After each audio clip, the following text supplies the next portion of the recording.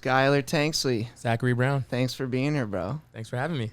Of course. So we were just talking about your last name Yes. and its origins, and where your dad unfortunately was left without parents at the age of 17. Yes. Which is yeah, it was. I guess we were dating back. We were speaking of the beginning of what I would say witnessing or experiencing racism, and it goes back to my family. It goes back to my mom, who immigrated from Cambodia when she was escaping the Khmer Rouge. And the Khmer Rouge was ran and hosted by a dictator called Pol Pot from Vietnam. And his whole ideology was basically to expand Vietnam and take over Cambodia to make it larger. So Vietnam becomes one larger country, correct? And they called that the Asian Cambodian Holocaust. Wow. So there was millions of people killed. And my mom had to witness some very traumatic experiences, which made her want to come to America for a better life, right? So that starts there, is her coming and doing what it takes to immigrate herself, to come into here. She doesn't even know she's about to have me, but her whole focus is she doesn't want her child to go through what they're going through right now, right? And in their terms, it's like inferiority. It's not even almost racism. It's like their Cambodian race is not even supposed to be on this planet, right? So she's witnessing even something way gnarlier than where, segregation and where color should be, superior than other. They feel like this Cambodian race shouldn't even be here. And when was this? Do you have a timeline? If you want to look it up, Grant, to find out the exact time, but my mom was 17 at the time when it was going down. So she was younger, and my grandma was a little bit older. You can look up Khmerouge, Khmer Rouge. Yeah, there you go. So she was already experiencing real trauma at a young age. 1951 and 1999. So incredible. Okay, yeah. So she comes over. Where does she originally settle in the States? So naturally she settles in Washington, and part of my family settles in like Santa Ana, evidently. So this is where it starts. Some of her siblings? Yes, some of her siblings and herself. So my mom ends up, her first job at 1920, she's working at a donut shop, which is still there. Shout out to Sam's Donuts, and a video store, which is off of which is off of Fairhaven and Grand, right in Santa Ana. So my mom is a natural Santaneta when it comes from coming from Cambodia and then going into the States. She just ends up here already, right? Wow. And my dad is from Southern Texas, and he originally grew up with both of his parents at about 15 years old. My grandma ended up, there's words for it, but she ended up just liking a lot of men. So she was sleeping with a lot of men. So that forced my dad emotionally to detach from her and go live with his dad, who just got out of a war. And within a year and a half, his dad gets killed in a car accident. So his dad gets shot. My grandpa gets shot like 3 times in war. He gets shot walking up to my grandma and finding her with another dude. So that's like what splits this whole thing. Oh my God. It's crazy. So my dad goes with him because he's able to, this long life family drama, but this is the truth, right? Was he in the Vietnam War? Is that what you're referencing? I'm pretty sure it was the time period. Yes, it was your dad? Yep, Vietnam War. So grandpa would have been Vietnam War. Yep.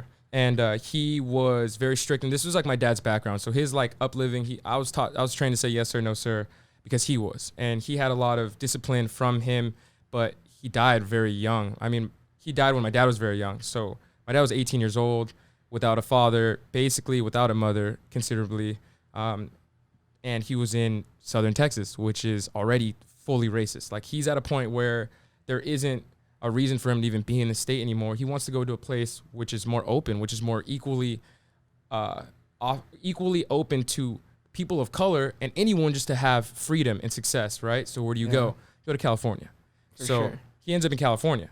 And my dad lives in Santa Ana. He literally ends up in Santa Ana as well. So shout out to Santa Ana. It has a lot of importance. Munchie's Diner. And Munchie's Diner, Naughty Panda. Coming full circle, My Life, dude. everything comes full circle. Full circle. That's amazing. And we're putting Santa Ana on the map. It's a lot of people like to talk about Orange and Orange County, but we're going to start talking about Santa Ana, right? And so because of that, my dad ends up meeting my mom, and my dad is now connecting with her at Sam's Donuts and at her movie rental spot, like a Blockbuster or whatever. But it was family owned. It's all Cambodian. Like basically all the Cambodians got together. They migrated here and they started building businesses together, right? Because it was really hard to live in America, especially as an immigrant. So yeah, and I feel like any immigrant, you're kind of sticking with your own, especially in the beginning, and in that time period. That's common. Yeah, and from what I was told too, which is unique to add on to this, is that at that time banks weren't lending money to immigrants, right? So from what I was told, my dad was very blown away by this because my dad is an American. He's not an immigrant. So he's watching we'll retract a little bit, but he's watching like my mom and her community lend each other money like a banking system to get things, to buy restaurants, to buy real estate, and then they loan each other back. So it was almost like every year one person gets to buy their piece of land or their piece of business, and then everyone pays it back into this lot, right? And that's what happened for like 15 years. So even then, knowing like how hard it was for immigrants, people of color to get money to start their own business in America, it's like they had to use their own money, which is crazy. It's like you come here to think that you're gonna have all this freedom and you're gonna live the American dream, but you still got to use your own money to make it, right? And so they end up getting together. My dad ends up, hitting her up over and over again. My mom's never had a boyfriend in her life. My dad's already had a bunch of girlfriends. My mom ends up marrying my dad, and they get together, and they first were going to have one child, which was a daughter named Angel, and shout out to Angel. She is in the sky right now looking over me, because if it wasn't for her, I wouldn't be born. So their whole thing was like they wanted one child, and it was like their golden child or whatever the case may be. And my sister was born a day in, she passed away. And for that, they wanted to have a child still. Like that was the whole thing. So I end up being born, and in that process, they think of my name. And this goes into some serious, deep, systematic racism, because my mom wants to name me a Cambodian name. She wants to name me Lucky or something of that sort. Shout out to my cousin Sylvan, who is named that, because they weren't scared to make them known on an application that they are someone of color, if they are someone of a background that may be an immigrant, So my dad naturally was like, well, I like Skyler a lot. I like Skyler because you don't know if it's a girl or boy on the application. I like Skyler because you don't know if he's white, black, yellow, whatever the case may be. You think Skyler, you're like, yo, that's a name I haven't heard before, And so their whole thing was from the start, how can we benefit our child? Because we already naturally know how the world is right now. Yeah. Right. And we spoke about this on the phone. Yeah. Because I've never met someone else with the last name Tanksley, which off the top of my head, I can't really depict that to a specific race. Yeah. Brown, on a different hand, I remember being told growing up that I would have to be or should be careful of what I named my kids with the last name Brown. Exactly. And I remember specifically resumes being referenced, just because Brown is commonly a person of color's last name, and dating that back, not from their own choice, but for whoever owned them. That potentially, that's how they inherited the last name Brown. Yep. And here we are in 2020, and I still have that last name, Yeah. But it ties into what you were saying with just where do you want to position your child in a less, in my opinion, a less prejudiced society here in 2020. But you go back to the 60s, the 70s, the 80s, the 90s, and you have to go back to someone who was it's Southern a Baptist, Texas, right? And you realize and shout out to everyone named Marcus, shout out to everyone named Jamal, because those are fucking handsome ass names. Yeah. But people in the day age that my dad was born, he understood what that did. Like he saw the negative repercussions of just having a handsome, nice name, an awesome name, right? So he had to think of unique, not handsome. You know what I mean? Like he had to think of like what's something. And for me, that's where it hit. I didn't think of this forever, and then I started to look back and just recognize my own style, and my own in my own style. I mean, like the way I present myself, the way that I speak, the way that I talk, the way that my energy is, the way that I address myself to the audience. It is all in some level masking because I have to. And it just hit me. It just went full circle. I'm like, oh shit, I'm named Skyler. You know, some of my friends will talk back on this. They used to like a lot of my black friends call me whitewashed, right? And Dude, I literally was thinking of that term a couple hours ago. Yeah. Just because that was something we used quite often in high school. Yeah. Was just based on your accent, whether you're Latino or African American or what have you. If you kind of seemed like you spoke white, or if your intellect was seen at a certain point, like, oh, they're whitewashed. Yeah, they're cool. He's whitewashed. Yeah, like, he's whitewashed. You know, and for me, it was a double-edged sword, because then you think like it's reverse racism, because I want to thrive so much, right? I got into high school. First off, let's start with junior high. So I go into junior high, and you know, I meet this kid named Nick Berman, who ends up becoming a really good friend of mine. But the way I meet him is I catch him and his group of skinheads at the time drawing swastikas in the bathroom in junior high school. Holy right? shit. At Yorba Middle School. So I want to jump one of them. I end up trying to fight Nick. And in between it all, he ends up confessing like, yo, I'm just doing this with them, you know? I'm just doing this with them because they told me to do it. So I end up cracking this kid and realizing like he's not even a skinhead, you know? He's not even racist. But some of his friends are, and they have this ideology where they want to back it, you know? And at that time, it made me befriend him. We worked together. We ended up becoming really close friends. But because of that, he adopted some of the way I was, and I kind of adopted the same thing that he was, in essence of like, we were kids who did what we wanted. We skated, you know, we talked a bunch of shit. I got him out of graffitiing, you know, swastikas, but he's still now tagging, right? Now he's tagging like more like just more hood cultural stuff like that comes into what graffiti should be, in essence of art. And that's what I brought on moving from Yorba Middle School into Santiago, because I was an ASB president, so I was like a little bit of both. I had Ebonics, I spoke slang, but then I started to realize when I moved from Yorba into a predominantly more white middle school, Santiago, it didn't do me any justice. It didn't do me good. Like at Yorba, there was not an issue. It was like you could be who you want to be because everyone is predominantly already Mexican, black, or Asian. Like that's just how it was. So how you spoke and wasn't like, didn't put you in a different class of who you are and like, you know, and who you should be with and who you should talk to. And it sucks that when I moved from there and I went into a different junior high school, it was night and day. And this high school was closer to the hills of Orange. You know, it's Orange Park Acres, like the junior high that most kids go to, Santiago Middle School. Yeah, I was gonna say. Right? And that's where I went. Yeah. That was when I started to see that me being naturally who I am wasn't going to help. And that was shitty, but it was just what I saw. I saw that they called them the Beachies. I'm pretty sure we called them that, which was like all the girls and dudes who lived in OPA who either served or like, I mean, there was some hue of color, but they were basically all predominantly Caucasian white kids that lived in Orange Park Acres, right? Yeah. And they ran the school.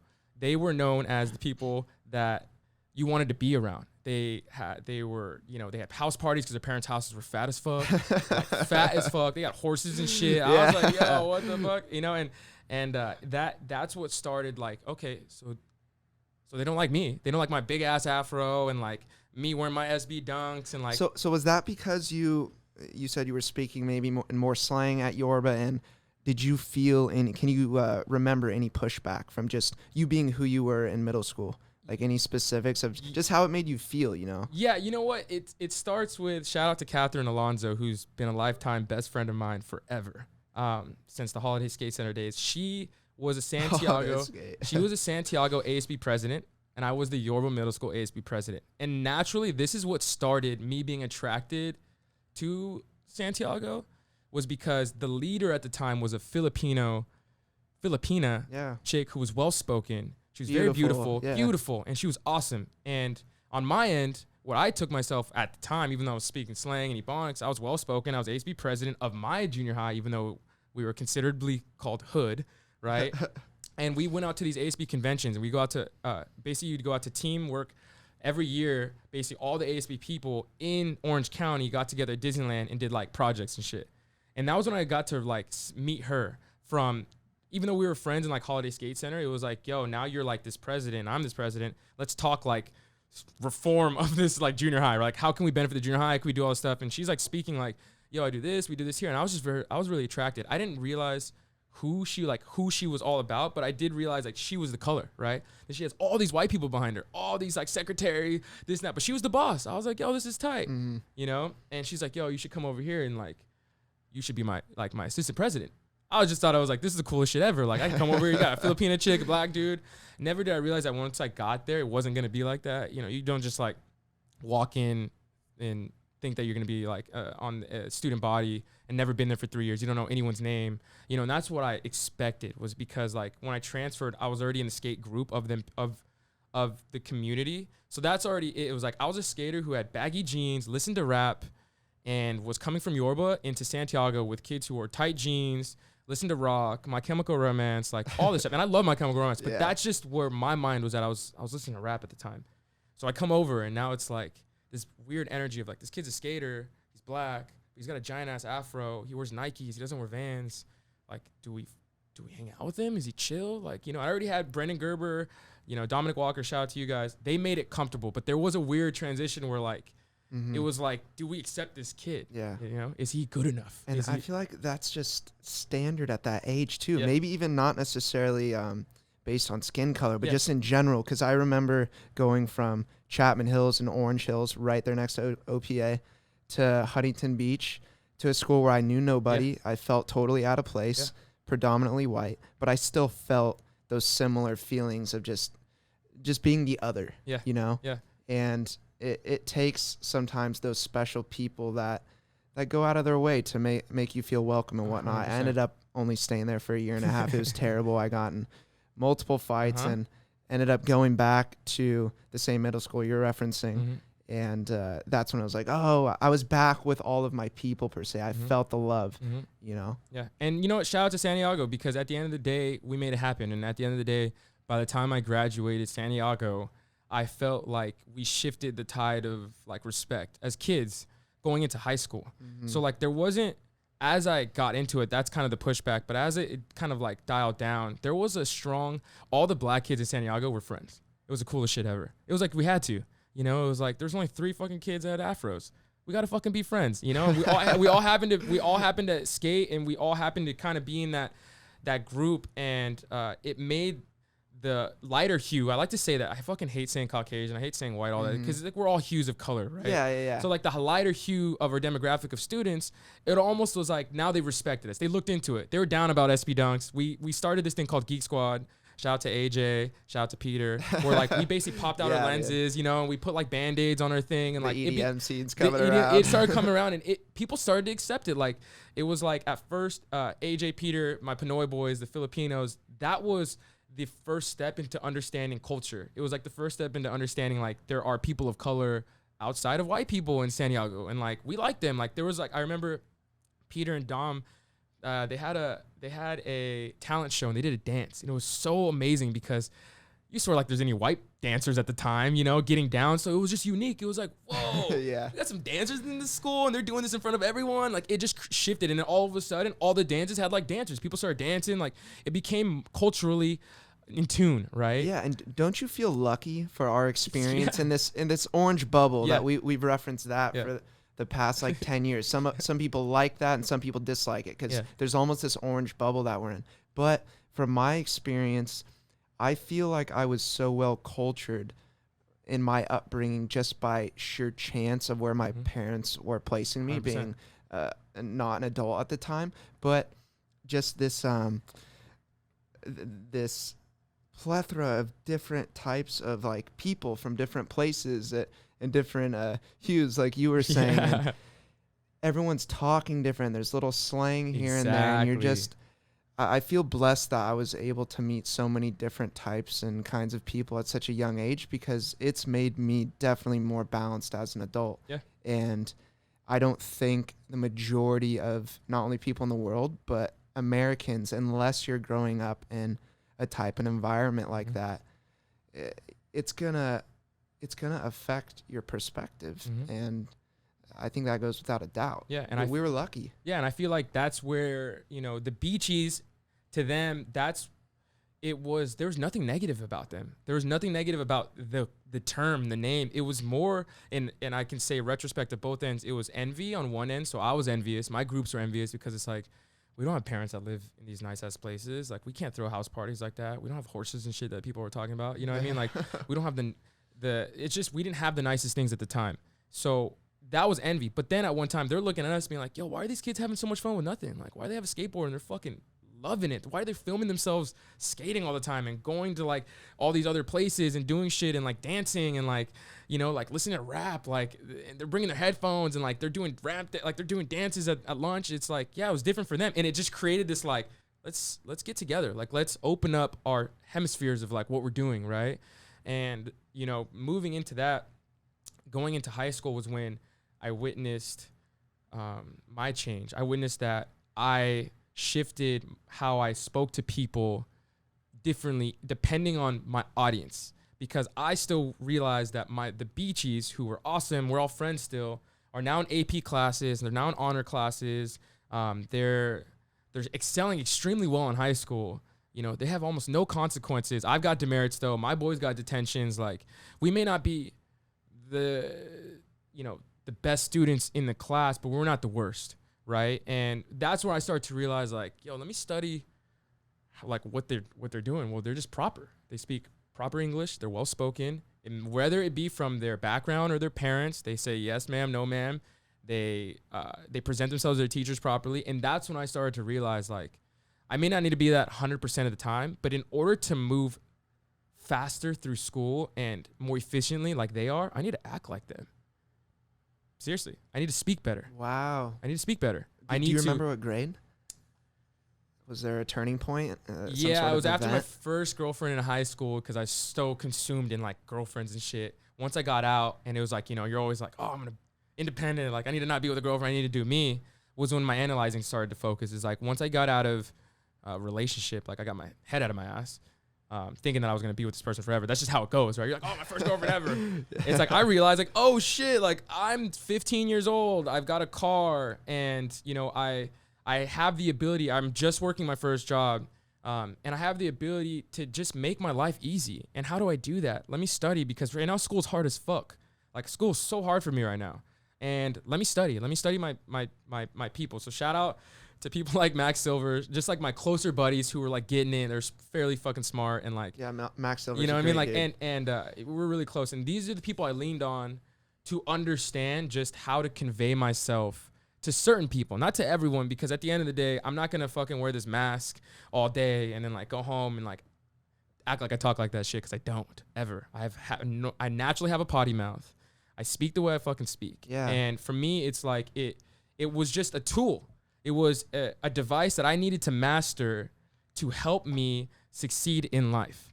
And that's what happened. And then all of a sudden, everyone calls me whitewashed. I could give a shit less, because at the end of the day, I started to see what was happening. And you could call it me whitewashed, or you can call the system fucked. Yeah. Right? Is there something wrong with the fact that in a country like America, where just by virtue of how it was created and how many different kinds of people are coming to America, that by virtue they're going to be in the same high schools, and there's going to be different cultures that are intermingling with one another. Mm-hmm.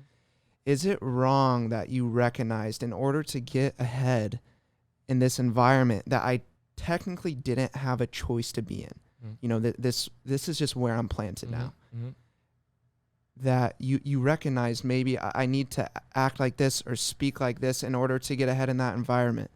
Yeah. Is that, let's say those people, in order to fit in or to get ahead, you got to go beat up that person, or you got to go disrespect that teacher or that parent. But your environment was like, no, it was kind of opposite, to where if I'm going to get ahead, I need to speak more properly, like you were saying. I mean, it comes it's with, interesting. It's really interesting. Yeah, and it's all about how you look at things, right? Because it's still the same shit. You could want that gratitude. You could get that gratitude. You can get that self feel and that positivity when it comes into even doing negative things with people, just to feel welcomed, right? Like, you want to join a gang. Why do gang members become gang members? It's the same shit. It's the affiliation. It's the fear of being loved. It's the fear of being respected. It's the fear of being in a group. I mean, it's the desire, not fear. I'm sorry. It's the desire of being loved. It's the desire of being in a group, right? Because on the flip side, sorry to cut you off, like you recognize that at a pretty young age. I didn't really until college. It took me some years later, but I wouldn't say I was in a gang. Yeah. But you know me back. I was a bro. Yeah, like I ran with pretty much all white homies, and I remember specifically, I'm not gonna name drop, but our principal at the time, we all had shaved heads. Like people, if you just saw us, you could probably like, oh, those guys are skinheads. Yeah. Even though we weren't, you know, I still had friends on ASB. I was friends with everybody. That was just my group of homies 100%. That we partied and we had a good time. My grades never slipped. You know, I always had that side of me, but I was a party animal, though. You know, those were my people. Yeah. But as I'm sure you remember, there were gang problems at our high school for as diverse and the leadership, which was great. And I loved our faculty. We had a gang problem, 2 rival gangs, Pearl Street and what was it, Ovese? Ovese, yeah. And I think it would have been my sophomore year. They were fighting on campus, off campus. I remember teachers had to check binders for graffiti and tagging to see like random locker checks. Yeah, exactly. And I remember the principal would kind of come up to our group and would look at us and be like, you guys need to make sure this school's okay. He kind of would come up, rub our heads and just make us feel like, hey, you guys like keeping shit together? You holding it down? Basically, that was the feeling he would give us. Are you holding it down? Yep. We come back junior year after sophomore summer and they liquidated all the gang members. I don't know if you remember that, but I guess they were building cases throughout the year. I could be getting it wrong. It might have been junior summer into senior year. I think it was that. Because you would have been just was getting out. Yeah. Okay, you had already graduated. Yeah. But I remember they liquidated everybody. We came back and we're like, wait, where are all the gang members? And they just kicked them out. If you had any graffiti or you were just out of there. But to bring it back full circle is you were someone that recognized those habits early on. And I was still a respectful kid. You know, I've always treated parents okay, but I didn't really care too much about getting ahead or just having that game plan until college came around. Yeah. And I've referenced it before on this podcast when it was professors that ultimately, and I think just maturity through age, that reprogrammed my brain into thinking more logically and just analyzing the people I was around, making sure you weren't abusing substances, taking care of yourself physically, just all these different things of what can I do to better myself, better the people around me, and just get ahead in life. And you kind of start developing habits that you recognize work over time. It's not just luck. It's, well, to bring it back to the environment, it's sometimes it's wrong if you're, let's say, a person of color who wants to keep some of these core values and maybe a little slang and be like, no, I'm not trying to get rid of my ancestors and where I come from and all these different factors. But the reality is sometimes in some sort of framework in a company that has its certain culture, there's a give and take, and you have to sometimes fortunately, sometimes unfortunately, conform slightly. You conform. And this is, I'm going to add to this, and sorry to cut you off, is go for it. At the end of the day, that skill set that I had so young was given to me and blessed by me by my mother and my father, but predominantly my mother, because we didn't have shit.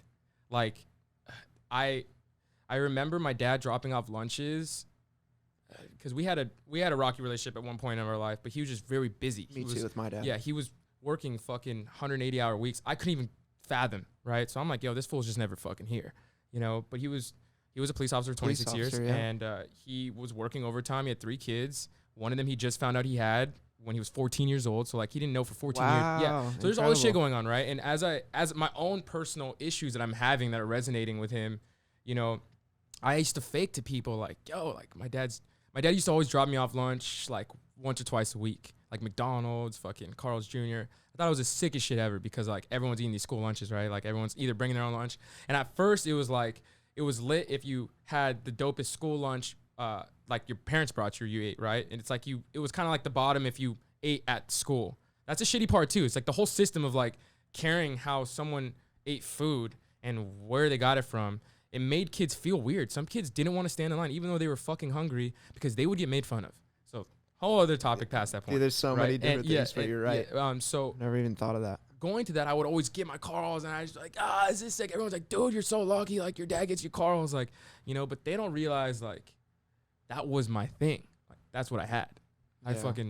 I get to look forward to fucking fast food. You know what I'm saying? Other than that, my parents are busy. Like, when I was from 14 years old, I didn't have a mom in the house to tell me to go to school. Think about that, Zach. So think about before even going to high school, you don't have people to wake you up and tell you to go to school. You live, when I moved, I lived 13 miles away from school, and they're already gone out of the house. Your parents are already 4 hours into work, working 8-hour days, and you have the decision to either skip, lie, do whatever. I went to school every single day. I didn't ditch once. So this is why I love you, and this is why I think you bring so much value to people tuning in is naturally, majority of people are not going to be in ASB. Mm-hmm. That traces you back even to junior high. Mm-hmm.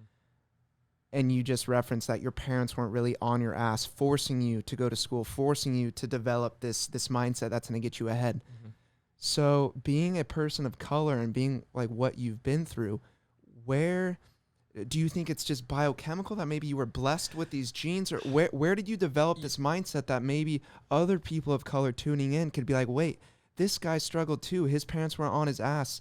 Yes, we grew up in a beautiful city here in Southern California, in Orange, and we're blessed in that sense. Exactly. Still privileged in many ways. Yeah, but where did you develop that? If you can. Yeah, so that's where I was kind of working my way down as we were talking it through, because it makes me understand my mom's work ethic, right? When I say that my parents weren't home, realize that they were fucking phenomenal parents providing for kids that they had to provide for. That's why they're gone. That's it. Yeah. Imagine, and this is my end goal now, and you'll start to see like why I tick the way I tick, is because naturally my entire family history, I grew up, Zach, with friends who got brand new cars when they turned 15 and a half. I had to work for my fucking car, dude. I had a job. I had to prove that I had a job that could pay for the entire car before I got a car. And before then, I already had a job illegally working at a hometown buffet at 14 years old, busting tables off 17th Street and shining shoes at the mall, at the block, right? And so it made me realize that my mom and my dad, as much as they were trying their hardest, they still couldn't provide for the things that I wanted. I wanted things too. But if they're doing their best, their fucking ultimate best, then I have to do my best past that point. Because now I'm just sitting here being like, I want. Yo, parents, give me this shit. I saw my best friend, dad, get a brand new, and I used to do this shit. I kid you not. Like, I get slightly teared up because there was episodes where I would just be on my parents. Like, this person got a brand new car. Like, I'm driving this shitty ass car that I paid for, which is your car. I had to buy this car off. You know what I mean? Like, there's just so much anger, but I didn't realize that they were building me to become who I am today. They were building me to not need and lean on resources and to figure it the fuck out. And that's why I love them to death, is because it was rough. Like there was this like, adolescent energy where like, okay, like I'm going to go to school because I want to. You ain't telling me to do shit, right? I'm going to be successful because I need to prove to you guys that I can do this without you guys telling me. But at one point there was also, my parents are never home. Why is that? Because they're working for me. So I need to build something that creates generational wealth. So even if my kids are dickheads or stupid or retarded, they can have something to fall back on and not go through what I went through and not think of the things that I had to think of and not build the devices I had to build, because that's what ultimately I spent my life doing, was figuring out how to become successful, because my parents ultimately weren't at the success that they needed to be to provide for me. Wow. Period. That's fucking heavy, dude. Fucking heavy. So I know you love them so much, and you were referencing that they kind of made you the person you are. Mm-hmm. But it sounds like that maybe you created yourself in a sense, that you might have gotten the hard work ethic from them. But I think it was a mutual. In order to get to where you are now and the mindset you had to develop, you brought up generational wealth. You were like, I have to go above and beyond. Like they provided this beautiful framework for me. They were putting this roof over my head. Remember their stories, right? Yeah. Someone who came from nothing, my dad. no family. You came to California with what? A dream? Sick, right? So you became a police officer because it was an honest job that could provide for your family because you didn't know how to do anything else. Mm-hmm. And that's why my resignation, my negative energy that I had with him, it eliminated once Tony Robbins, shout out to Tony Robbins, I've met him 3 times, personally sat down with him once. And one of the things he told me was, if you're going to blame someone for all the bad shit that they've done, blame them for all the good shit that they've done too. Absolutely. And it made me sit back and realize, like, yeah, he wasn't there. Yeah, he was there, but he was working. He wasn't there on Christmas days. He wasn't there on holidays because he was making the X amount of money to give me what I needed, to buy me that lunch that I needed or that I wanted, that I looked forward to on that Monday, right? Because life's fucking hard. And as I grow up, I'm starting to understand that. So I start to see my other friends who are I guess I wouldn't say my friends, but their parents are successful. They own businesses, right? We share these mutual friends. They're well off. They always had the nicest shit every single time. Like right when they turn 16, nice car. Yeah. All of a sudden they turn 18, brand new nice car. They got their first apartment when they moved out because their parents got them. You know what I'm saying? Like they got their brand new surfboard, their brand new football gear. Like that's shit that I want to provide for my family. And I love that my mom came from Cambodia, dude. Like she didn't have to build shit. She didn't even have to have a kid. She could have just lived her own fucking life. But she wanted to, you know what I'm saying? So that's what got me to do what I do, is that they've done their best. Literally their ultimate best. It's not like they half-assed their life. And that's why I need to respect that and I need to provide because they gave me the opportunity, you know? And yeah, so that's why I want to build it. I want to build things that last. I want to build things that my family, my kids can grow up and be like, Dad, like this restaurant, like it's mine now. It's like, yeah, it's yours. You know what I'm saying? And like, that's just what takes me to click like that is because they've done everything. What would I be if I didn't do it? What would I be? I felt like I didn't do them justice by not taking every energy that I have to make myself who I am today. You know what I mean? And that's why I fucking love them. Because if it wasn't for that, if I was babied, if I was given everything that I needed, I'd be some shithead, spoiled kid, not sitting here right now with no assets, no business, and probably doing a bunch of drugs. No offense. But that's just how it goes. So for me, it's like they helped me by letting me be me. My mom would fill the fridge, not like she'd like bounce out of the house and was gone. She filled the fridge up, and that's what started my cooking experience. Is that she would leave on Monday, I remember, because once again, my mom was making $13 an hour, Zach, building chips for Jeeps and bombs, while someone who had an associate's degree would get paid $27 an hour. But because she doesn't have a degree, she's getting paid minimum wage. Please understand that, right? So for me, she is doing the best. She had to go move to Santa Barbara and live in an apartment with 4 people. They shared a 1-bedroom apartment while they went to work 5 days of the week before they got laid off. And then she'd come home, she'd go to Costco, fill my fridge up with like everything, like fucking fruits, veggies. She taught me how to cook. This is what I'm saying. Is like she didn't cook for me all the time, but she taught me how to cook everything. I know how to make eggs by the time I was 7.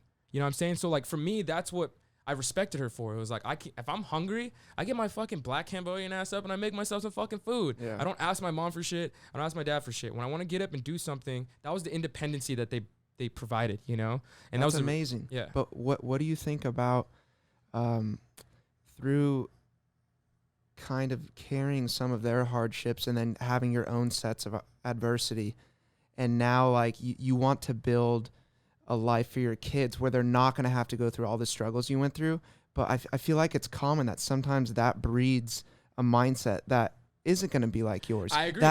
It's scary. That's the scary thing is we want what's best for our kids. We want to give them what we don't have. But adversity is what breeds. It's what made me, right? Yeah. And so that's why for me, it's like I want to create benchmarks. Like it's like I don't want them to be born and have everything. Like I do want them to go through the shit that I went through, but I want a safety net. Like that's the scary thing is that not safety net's important. Yeah, because not everyone is like me. Yeah, regardless. And I think there's other ways to channel those adversity. Sports being one. 100%. Sports is super important. Like any type of competition that's healthy. Every competition should be healthy. Yeah. If you can learn that, your mind ticks differently already, right? You understand strategy. You understand sportsmanship. You understand that this person may be your enemy right now, but once this is over, he's not. Right? And all that matters. Like that can shape you into a person, right? But imagine if you're at a team that wins 10-0 every single time, you go to a nice ass school, like you're just walking through this whole fucking thing, right? Yeah. And that's what creates what I call just negative results of children. So that's why for me, it's like, I want my kids to just know that who I am, what I did is something that they can be, because that's not what I had. That's the one missing thing that my parents had, was me wanting to be exactly like them, but it was because they had to sacrifice what they wanted to provide for me. It was that awareness, right? And once I'm aware of that, I have to thank them, because if they were so selfish of their own shit, I wouldn't be where I'm at, you know? Yes. And before we get into, because I want you to tie that into some systemic racism, excuse me, the BLM movement and whatnot, and just the balance between the pull them up by your bootstraps mentality, combating with different sets of systemic racism that might not give someone the same opportunity. Just because you went through that adversity and you developed that mindset, which in situations, it's not a matter of your color, it's a matter of your creed. What's coming out of your mouth, what type of verbiage are you using?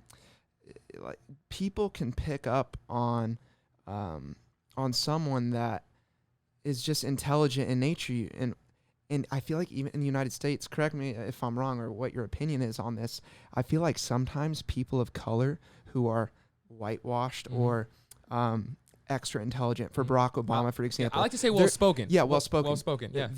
They're almost granted more merit. Exactly. Because maybe I'm stereotyping, but I think stereotypes sometimes are true, just based on numbers games. Yeah. And obviously sometimes they're false. But like, if you're just like a white person who's intelligent or Asian or whatever, like, it's not as appetizing. It's just not as appetizing. Dude, someone like Barack Obama, who's a person of color. I was going to bring this up in this topic. It's funny that you say you're almost granted more merit. And I have to call this reverse racism. Yeah. Because it's like, now let's use it as leverage, right? First, we're going to use this color as a negative loss. You are black, or you're white or Mexican or whatever, so you can't do this. Now it's like, oh, look at this black, and this dates far back. This dates super far back. Remember, there's a reason why we say the word booty. It was because colonizers thought African American women's, their asses were huge. They called them treasures. They were the first treasures to be brought back from Africa. No way. I thought it was pirate related, like pirates booty. And that's where it was naturally from, right? So you think of the admiration that just everyone has for people of color when they are well-spoken, or they have this like gleam to them. People love it. They want to almost show it off. They use it to exploit it, evidently. So it's the same shit. It's reversed though. So when I was in network marketing, right, I won't even say my business, right? I won't even say the business that we were in together, right? I wouldn't be where I am without it. Yeah. So shout out to BK Brego, shout out to Vima. Yeah. But in Verve, in the teenage concept of our network marketing business, internationally building, it was a thing to glamorize me as a black leader, glamorize TK as a black leader, because we're the two only black successful people in the entire business, right? How is that? Why is that? One, yes, it's my hard work. Don't get me wrong. I'll never let you take that away from me. But two, it's the reverse racism. It's the exploitation of, if we could just limelight these two black people, even if all these other black people don't make any money, if they sign up and build this business, we got them in. Because there's a black person, right? Barack Obama. I hate getting into politics, so this is lightly what we're going to get into. Let's use the first black president to push all of our own reforms and not allow anything that he actually believed and stood for to actually happen. Yeah. Because that's what fucking happened. So, like, that's where we have to understand from a standpoint is, like, the first black president, is he able to speak really what he wants? Like, is he able to change and create the reforms that he really wants to once he's finally there after we exploit him and all? No, you start to take a look back at shit and you realize that we all did it for a purpose, and it was all on our own personal gain, you know? Yeah, I don't know too much about the policies that were passed under the Obama administration. And I like to say this lightly, and that's why I don't like to get into politics. I'm just saying that from what I in essence of when I was voting for Obama the first time, change, 2008, everything, right? From change. That's what it was. It was change. It was a fist. It's fucking black power. Straight up. Yeah. Right? Like, kind of getting... But at the end of the day, like I said, I don't want to get into it. It's just, that's where it goes into, is that I love Barack Obama for who he is, in essence of just him as a human being, right? He has a family. He's a good family man. He's got a wife, beautiful and beautiful kids. Yeah. And that's all. I'm using him as a color and the exploitation of reverse racism, and that's what we're speaking about. I'm not speaking about politics or any of that shit. That's the complexities of the political system 100%. that is amazing and has checks and balances that I truly believe is the best thing that's ever been created. The United States is something I truly believe in. But I agree. You were touching on the individual level. Like if you were to go to dinner with Barack Obama or even Trump or Joe Biden, I bet you're not gonna dislike any of these people. I agree. They're gonna be another human, but through all the filters of media and just the system, which it is hard to get things past sometimes, and it's skewed and spun so many different ways. But I like to think about how would I like this person if I was sitting down at dinner with them? Exactly. Like just on an individual level. Yeah, you know? and that's what hurts me, that like there is this division, because once again, like I'm gonna fuck politics for me and you here, right? We're not doing this shit. But it comes into that moment of I'm not talking about politics. I'm speaking about racism. I'm speaking about how we as a group, as a community, as Americans will pick and choose, right? And that's where, for me, Barack was a great example of exploitation. That's that. So I don't want anyone coming in here attacking you, attacking me, saying like, what do we say about his term as a president? Because we're not talking about any of that shit. I'm just letting you know that once he got into where he got into, he wasn't the only person making the decisions like we thought he was. And that's that. And it was because we are based off the pretense of my first black president is going to make all of the change. Yeah. So I want to talk about systemic racism because what I always remind myself of is that not only was slavery not that long ago and the trickle-down effects of that, but 1960, you know? Dude, it's recent. My grandfather was at a segregated school in North Carolina before they packed up and moved to California. And my great-grandfather was the last slave of my family. And if you think about it, there's got to be trickle-down effects, not that are just systemic, but what I think we have is not really a systemic problem, it's a people problem. I believe in the systems that are created, like the ability to lend humans money for housing. If you look at the system, if it were like a formula, like a math equation, that's what I love and don't want to throw away. That's part of America. But yes, I'm sure there's certain parts, but I think it's the people in those seats that are like, well, wait, we're just not going to lend. Okay, that's what I wanted to get. That's exactly what I wanted to get into. That's not a system problem. It's a people problem. And I like the fact that 1960, just for reference, wasn't that long ago, and we've all experienced. I've heard, that they're set as jokes now, but kind of playing on racism. Like this person's like that, or they talk like this, blah, blah, blah. But I think what we have is a people problem that I want it to be fixed as fast as possible. And I think there needs to be activism that is calling out for change in not a way that's going to swing the pendulum too far one way to where there's going to be a civil war or we see buildings being burnt down. And I understand people are angry, but I think it's going to take time, and of course, it's easier for me to say that. I'm on the better end of the stick per se. I'm not wanting this to be done right away, but I really think it's a people it's a people problem, and I agree with that. But in order to operate a system, what does it take? People. It's a people problem. Okay, so if it's a people problem, at the end of the day, though, the system is still the issue, though. Because how do we change perceptions? Because it's systematic. It's ideologies, isn't it? Of how you look on someone? I agree, but I feel like the system itself still, which we say even down to the justice system, there is, it's just not fair. And it starts with people, yes, but remember what I'm saying. It's like to operate this TV, to turn this on, whatever system it takes a human. Yeah. So the system's broken also.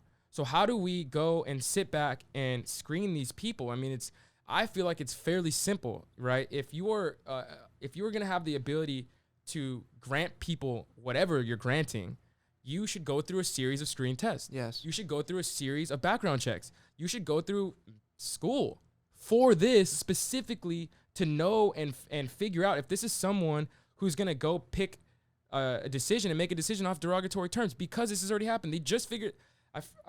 It sounds like you're bringing up. Let's use police as an example. Police brutality, because I think that's a very strong suited example that's not only prevalent in society right now, but you are granted the power with a killing machine on your hip. I think there needs to be reform in that regard. There definitely needs to be reform. So more stringent. For me, I feel like the defund the police needs to shift its ideology, right? Because I agree with the stance of like what everyone is looking for. It's more like taking money from putting a fucking baton and an extra shield on a police officer and maybe adding more extra books and music to school, right? That's what most people think or what they're looking for. For me, it's like you defund the police enough if you just think as its raw statement, you start losing money to train them properly. You start losing money to,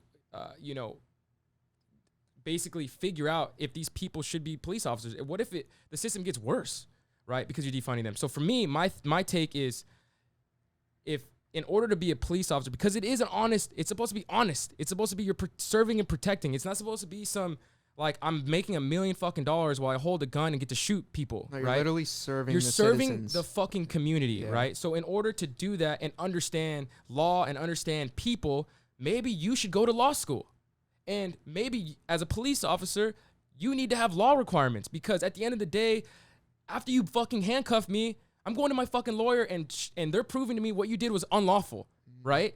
So why aren't as police officers? Why aren't you guys moving your fucking money to train them better and to learn and assess situations better? Because out of all of the crime rate, most of those are not crime rated stops. They're decision-making stops that have to literally take you 3 or 4 seconds of training mentally to be like, how do I assess and address this person? Yeah. Right. But right now they're so they're very reactionary. They're super reactionary right now. And you're coming at it from a logical, that's the businessman in you, 100%. It's I like how to do I think solve of an issue instead of talking all this shit? If there's a billion, how do I solve the problem? If there's $1 billion, you're talking about budget allocation. Yep. So in any business, if you're trying to get better service out of your servers or better service out of your police officers, are you trying to cut budgets? If there's like an enormous amount of money that's just kind of being wasted. I haven't looked at their exact budgeting, but if I'm sitting in that position where it's literally my job to better allocate with all these different elements, the certain amount of crime in a certain area, the number of officers needed, new equipment needed, all these different things, like you're running a business. Do we have a wasted budget that could maybe be cut back a little bit? 100%. Like, so that, in air quotes, maybe that's defund the police, or you're like, no. We actually need 15% more because if we want our... how do we fund that? Right. Exactly. I have an answer for that. All right. So I'm thinking this, is that it goes both ways, right? So you could say that. You could say... case by case basis. Yeah, but you could say, yo, they don't have enough money to even do this, right? Okay, well, guess how many ex-retired police officers... How many... anonymous donors they get anyways. I know. You know what I'm saying? Or... Pensions, whatever the fuck. Yeah. Use that money, right? Because if you guys are so pro bono cop, you guys want cops on the street, you guys want them fully equipped, donate your fucking money and help them out. Because our money should go to training them efficiently to handle psychological and people-to-people confrontations. That's it. Like, I feel like that money should be that. It's like, oh, yeah, we want to add more cop tanks and shit. Go fucking raise money for that shit by people who would support that. You've got governors, you've got retired police officers, you've got chief of police that were, you've got all these people in ex-servicing that would donate their money to that, right? So do that. So there we go. We solved the issue. I don't want my taxes. Fuck it. I don't want my taxes to police officers. Let me say that. Let's solve this issue too. All the people say defend the police. You're right. Fuck it. Let's not have any of our taxes pay the police officers. What we should do is get these people who want service on the streets to support it. Because that's what's going to happen regardless anyways, is if you can get people who care enough to want to add more, like there's this split of fight, right? There's Blue Lives Matter, which is weird in itself, in its own stance, is because being a police officer is a job. So being a color, while you're trying to associate a blue color to a black race, like black people who have been oppressed forever, is where the issue is at. Is like, I think most people don't see that. Is that I think it's like a team-like sport, though. It doesn't matter what color you are. If it's a job, let's do an imaginary job where there's people in white suits that clean up trash in the gutters throughout the country, and they do something that happens to turn them against society. Then you would say, like I said, they're wearing white, like white clothes. Then white lives matter or whatever. People would start that. Or blue lives matter just because cops are deemed as being equal to blue. Or black lives matter because people of color are sometimes black. But that's why I think it's just a team-like sport. For me, that's where it gets tricky. Is because coming from your background and my background, it would be different of our understanding of that. Is because being black wasn't something we deemed. It wasn't like, yo, like this is black, we were called that derogatory as a derogative term as we were being transported over here as slaves. And because of that name has a heavy weight of oppression on it. You get what I'm saying? So you can't just, blue lives matter and so do black lives matter. It just isn't the same. There's no, the weight of this to the weight of this is different. And I'm speaking of someone who had a police officer dad for 26 years because the job is honorable if you do it right. And it's a job nonetheless, but it's not a human race. It's not something that you tie to oppression and something that's been around. And that's why there is an issue for people. And I'm defending the people who stand that way. I'm actually neutral on that stance. I'm just letting you know that there are people that feel very offended when you try to compare a job to my oppression. I totally agree. Sense. Yeah, and a job and a race that they don't hold the same weight. Yeah. And I get where you're coming really from, 100%. dislike the team-like mentality. I agree, it's like, and we'll get into this right now because even the phrase "all lives matter." Yeah, we've spoken about this. It's tricky. It's tricky for everyone. It's dangerous. Yeah, it's dangerous, and it's shitty. It's shitty that it's dangerous. If we're all humans, and I know some people are feeling the effects of systemic racism at different levels, not just in the United States but throughout the world. But I don't want us to lose sight on the fact that. If you were to just think about it logically, just what do the terms mean? All lives matter. Like if we want to get to a place of true equality, it's gotten so polarized. It's gotten so polarized. I've sat on this a long time because you're right, 100%. Right now, let me speak for the majority that would combat that. Please in essence of, because I want to understand. It is equality. Okay, let me start. I want my perspective to be broad. This starts with the dream of equality, right? All lives do matter, and this is what we are fantasizing. This is what we're projecting. This is what you're projecting to me. You say, I believe all lives matter because it is a fantasy. It is a fantasy. It's not reality yet. Exactly, and it's also your privileged mindset because you have someone of color. You have people of color all around you, right? That is equal, but if you took yourself and put yourself in South Dakota, right? Yeah. Could you say that? People would fight you and be like, you're tripping. All lives don't matter. And if they do, or let me put it this way, all lives do matter, but they would never support Black Lives Matter first. You'd be like, yeah, you're right. Black lives do matter. All lives do matter too, though, right? For them, it's different. It's the ideology of it's not like that. In the whole world in America, they don't think like that. You are very blessed to have that mindset, and this is why we're even speaking together. All lives matter. Like equality, and all lives matter. But at the same time, please understand that at the end of the day, you've got you have George Floyd, Elijah McClain, Philando Castile, Tatiana Jefferson. You have all these people. Yeah, Breonna Taylor. Breonna Taylor, all of them that were killed by police officers, right? Not by police officers of color either. White police officers in a day and age where this shouldn't be happening anymore. Well, there were some people of color that were the police officers in the different cases. Yes, in George Floyd, the Asian homie, and then in who was the man that was shot in the back 7 times? But so I want to get to those injustices, those cases, but I want to go back real quick before we get too far down the line of the police reform and how it's funded. So you referenced almost privatizing, like private funds, not tax dollars going towards it. I think that there should be some sort of federal mandated like guideline, a base level training, maybe even requiring a certain level of degree, just so you start filtering out police officers that didn't take some of those American study classes, or that they're not trained in law, and this is going to take a lot of funding and whatnot. And I would love to believe that people are just going to volunteer their money, but I don't think that's the case. I think we would need some sort of taxation.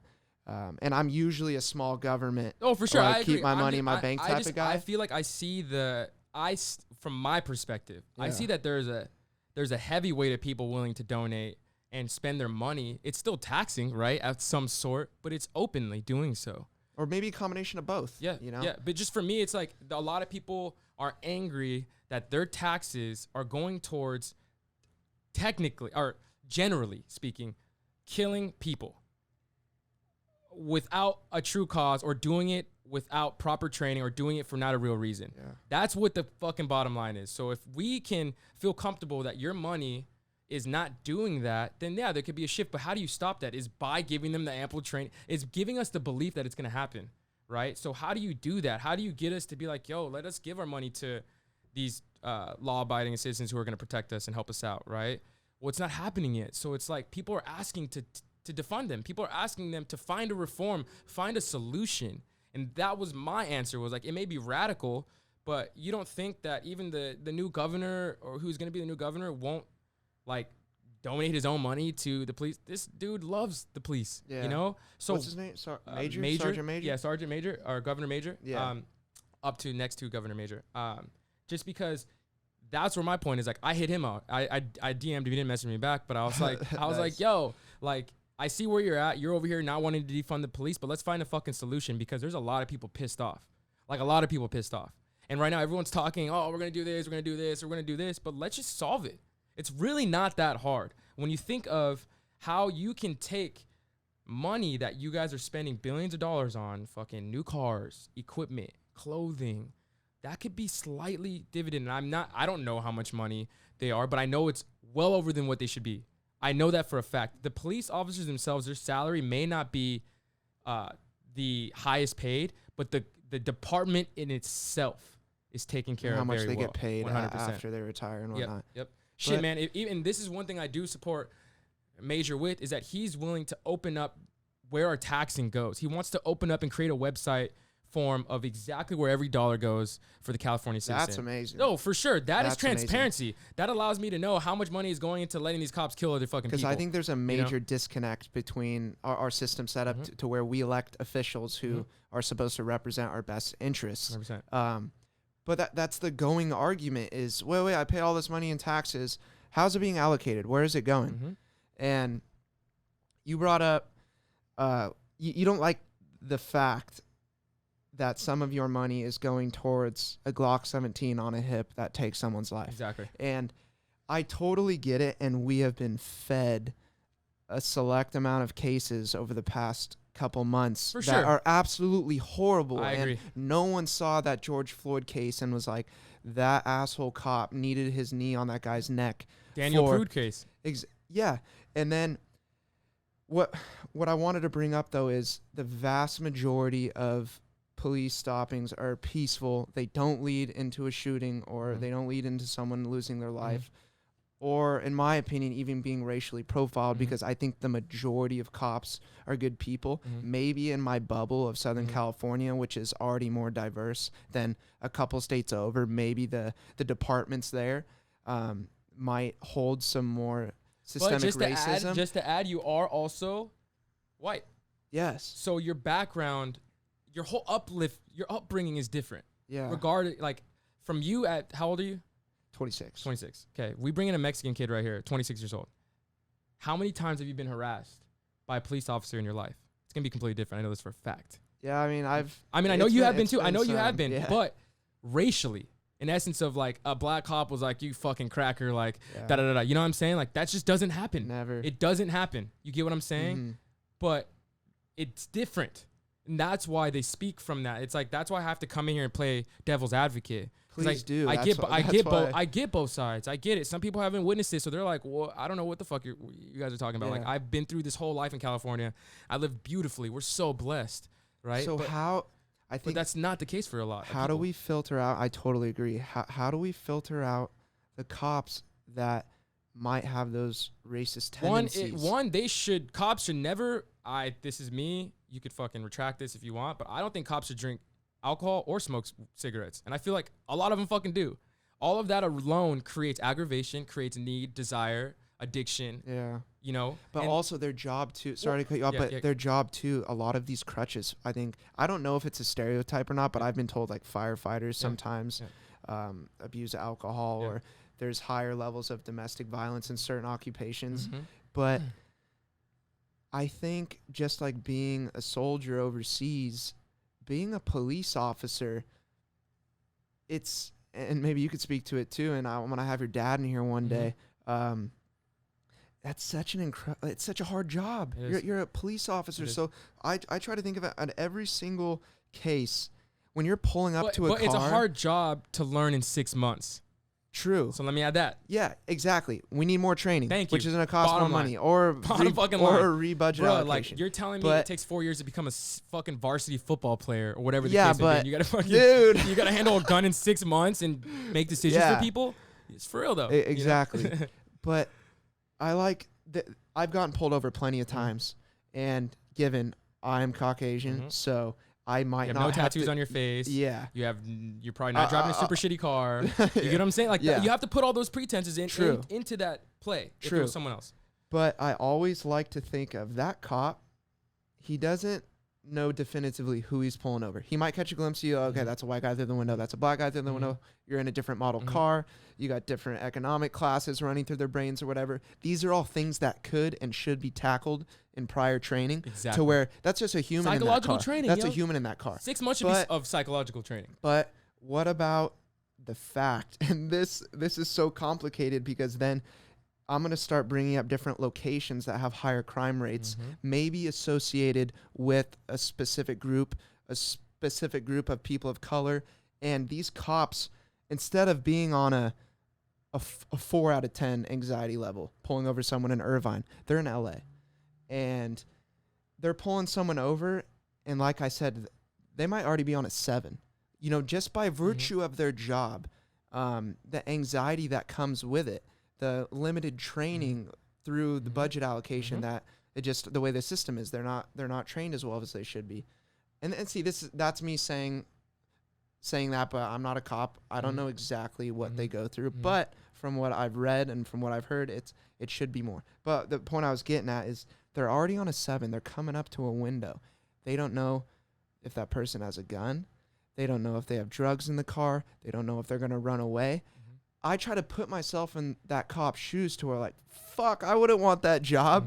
Like, that's a stressful job. And then on set, you bring on the alcoholism, bring on cigarettes, or bring on these different crutches. I'm at with it. That's 100% where I'm at with it. But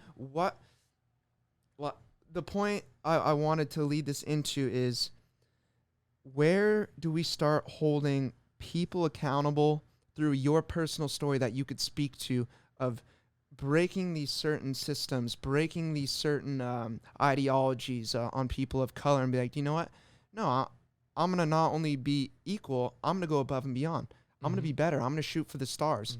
And I think one day if we're going to try to reach a point of true equality, it's not about suppressing certain cultures and uplifting others, or, oh, you got to be whitewashed to make it here or this or there.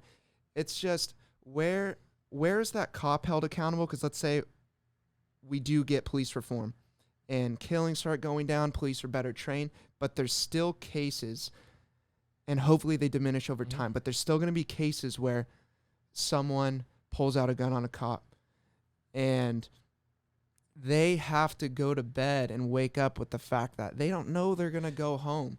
They don't know if they're going to make it home. And I agree. That's just by the nature of their job. That's the honorable. Okay, you go to fucking war. Yeah. You know what I'm saying? Like, if you are someone, and I bet you all my Marines and Marine veterans would fucking back me on this. If you're going somewhere and you're fully trained and you're on an airplane back to Afghanistan, and the one thing you're afraid of is dying on the job that you decided to sign up for, you're probably not supposed to be where you are. That's what the job is for. That's a strong point. That's what the fucking job is, Zach. It's knowing that. And that's where I feel is the disconnect between what's happening right now is hiring police officers. Bro, you can literally be someone who barely fucking got by in high school and become a police officer. Literally. You could be the kid who dicked off every fucking day, hated life, was rude as fuck, mean to girls, mean to kids, bully people, and one day say, I'm done with high school. Tomorrow I'm going to go apply at a fucking police department 5 cities away, and I'm going to get the job in 6 months. You're totally right. And Dude. that's an unfortunate truth because Dude. there's people that start from a young guy or young girl and they want to be a police officer. That's their dream job. And then there's people that use it as a fallback career, bro. You know, and that might be a dangerous fact, a fallback career. And shout out to women right now, because I'm bringing this topic up. Shout out to every single woman out there, girl, lady, whatever the case may be. The issues and the problems that you guys go through, I feel like us men do not want to talk about and do not open up enough about, because it is a thriving issue, especially with police officers. If a woman, imagine this, if a woman gets raped, this has happened, Zach. I don't know how many, you can even look at the cases. How many times cases haven't been followed through off of rape charges and rape calls and rape casts? My roommate was talking to me about this.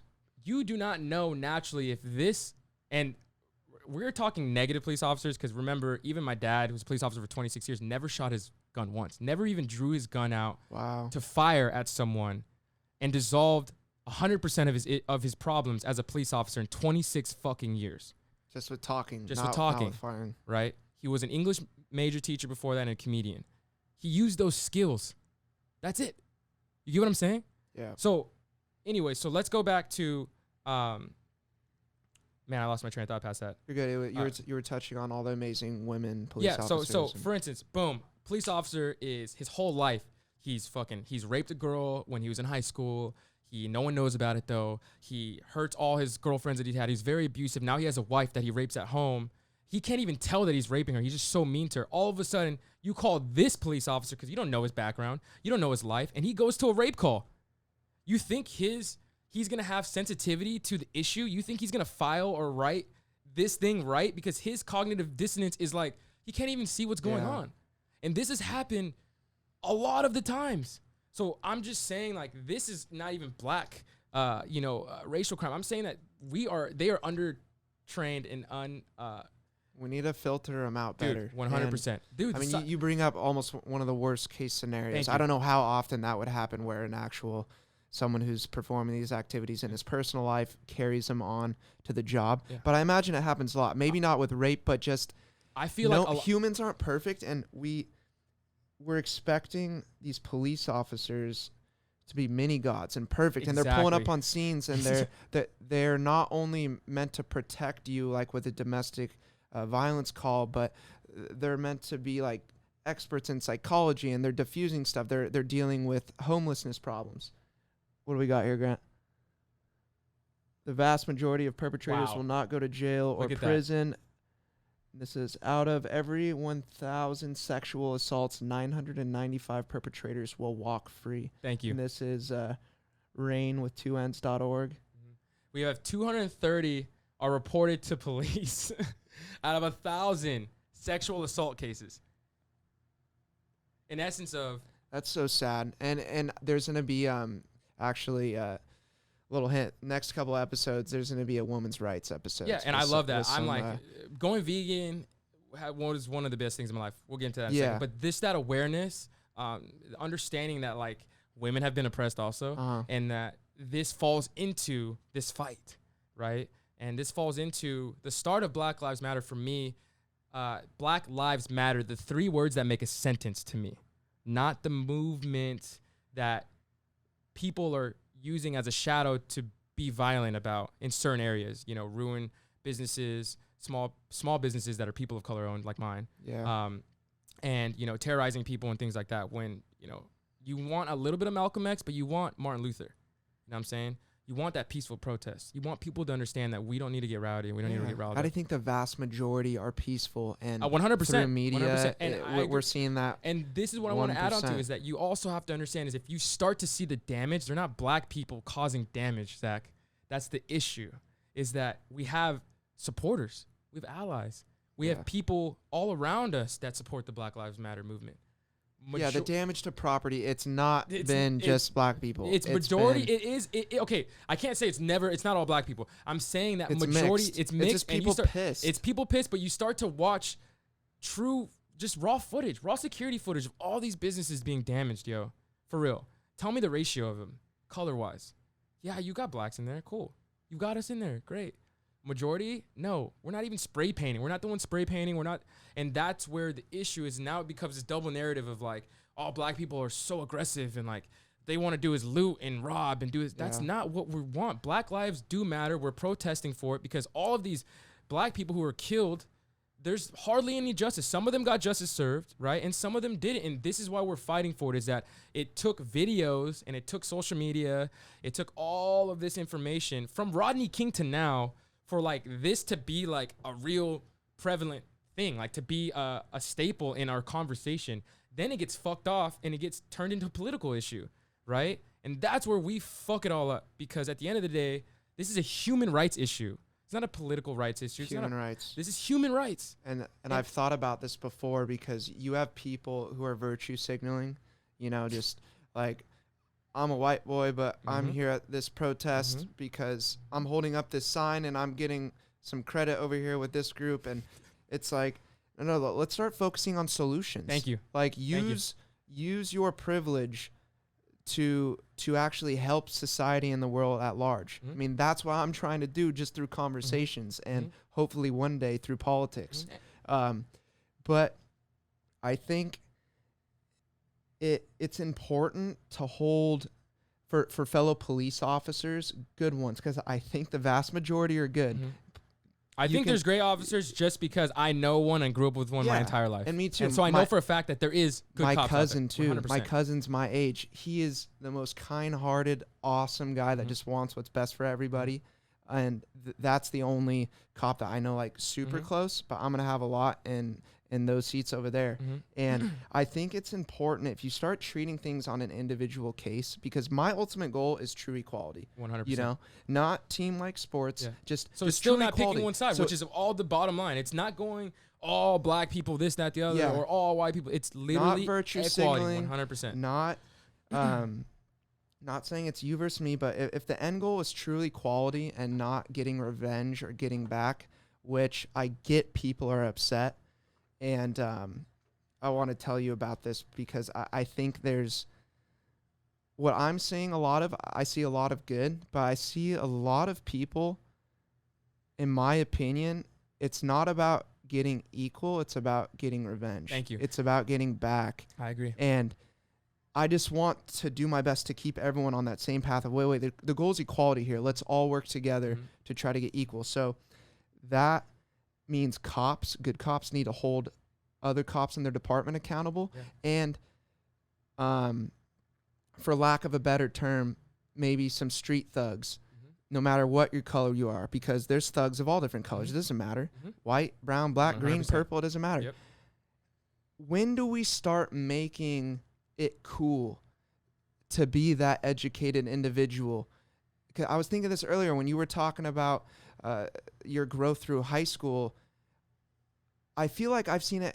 If you're in a certain group, let's say you're more ghetto, which I knew a lot of those groups, you're almost shunned if you want to go actually get good grades and be cool and not sag your pants and not. And it's, when do we make education and the idea of doing something good for yourself and building a future and a foundation where you're setting up your family to be well off in a nation which I truly believes gives us the framework, no matter what your color or creed is, to where you can we can get to that place. We're still far from it.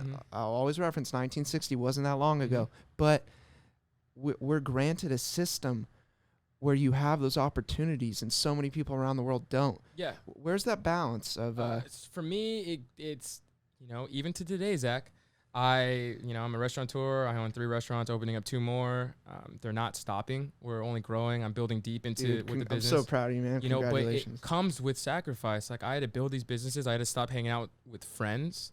Let me add on to hanging out with your clique or your group. I had a group of people that I hung out with every fucking day. And I still love and respect the majority of them.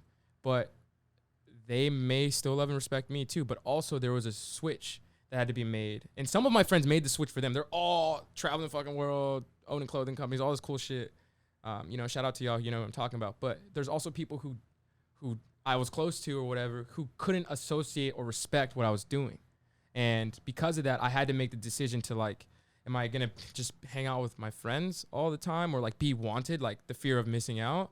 Or do I make the decision to actually build something for my life and my family and my future, which I always wanted to do, right? And there's people that support me for it, and there's people that don't. And it takes that switch. It takes the, okay, fuck, like my crew, they're going to fuck with me tomorrow if I go get good grades and shit, you know what I mean? If I go chase for that shit. And if they don't, then fuck them. Because at the end of the day, you need to go get yours and you need to build your life. And that's where I had to make that switch. There was a reason where there was resistance. Like, dude, I could have been where I'm at right now a lot faster, but I was caring so much about what all my friends thought. Yeah. I was caring so much about what everyone else wanted me to be. And that's why we're here and we're speaking, I guess, based off these topics where I felt is refreshing because we aren't one side. I'm not one-sided. Like, I'm not going to go all the way one down, one way and say, fuck all cops and they all need to die and like blanket cover statement that shit. Cause that's not true. Right. But I'm also, on the other hand, I'm also going to say like, yo, Black lives do matter. Right. But my Black Lives Matter group, where are you guys at about Black children missing? Every year. Where are you guys at about Black trans and, you know, the gay community of Black people? You know, I feel like we have now been awoken to the injustices of police brutality and focusing, like you said, wanting to focus anger and like revenge on police, right? But at the end of the day, we built this beautiful, supposed to be beautiful concept of Black Lives Matter. Why don't we embody that shit? You know what I'm saying? Why don't we make it full instead of like, when you think of Black Lives Matter, you think of peaceful protests for all the people who deserve justice from police officers. And that's it. That's it. I talked about something you didn't even think of right now. Yeah.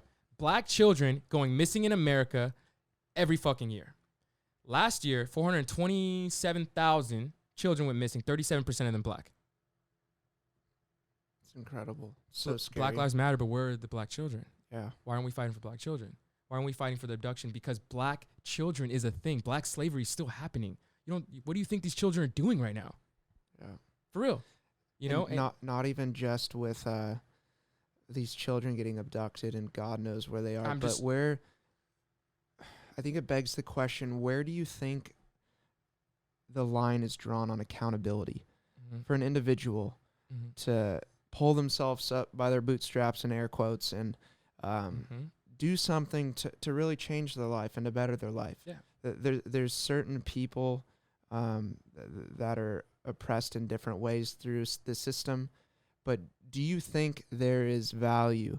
Do you think that it holds weight for someone to kind of take accountability and try to change their life? And that's so complicated from your parents. People aren't blessed with good foundations. You're in a certain school in a certain area that is not giving you the skills that you need. You're around a culture that's dangerous and drug ridden and crime ridden. So I mean, maybe I'm jumping to step Z when I need to start thinking about fixing the educational standards and the lifestyles within those communities before I can ask someone, hey, like, where's your accountability? Pull yourself up by your bootstraps, blah, blah, blah. I mean, that's probably me coming from a privileged standpoint, and I understand that.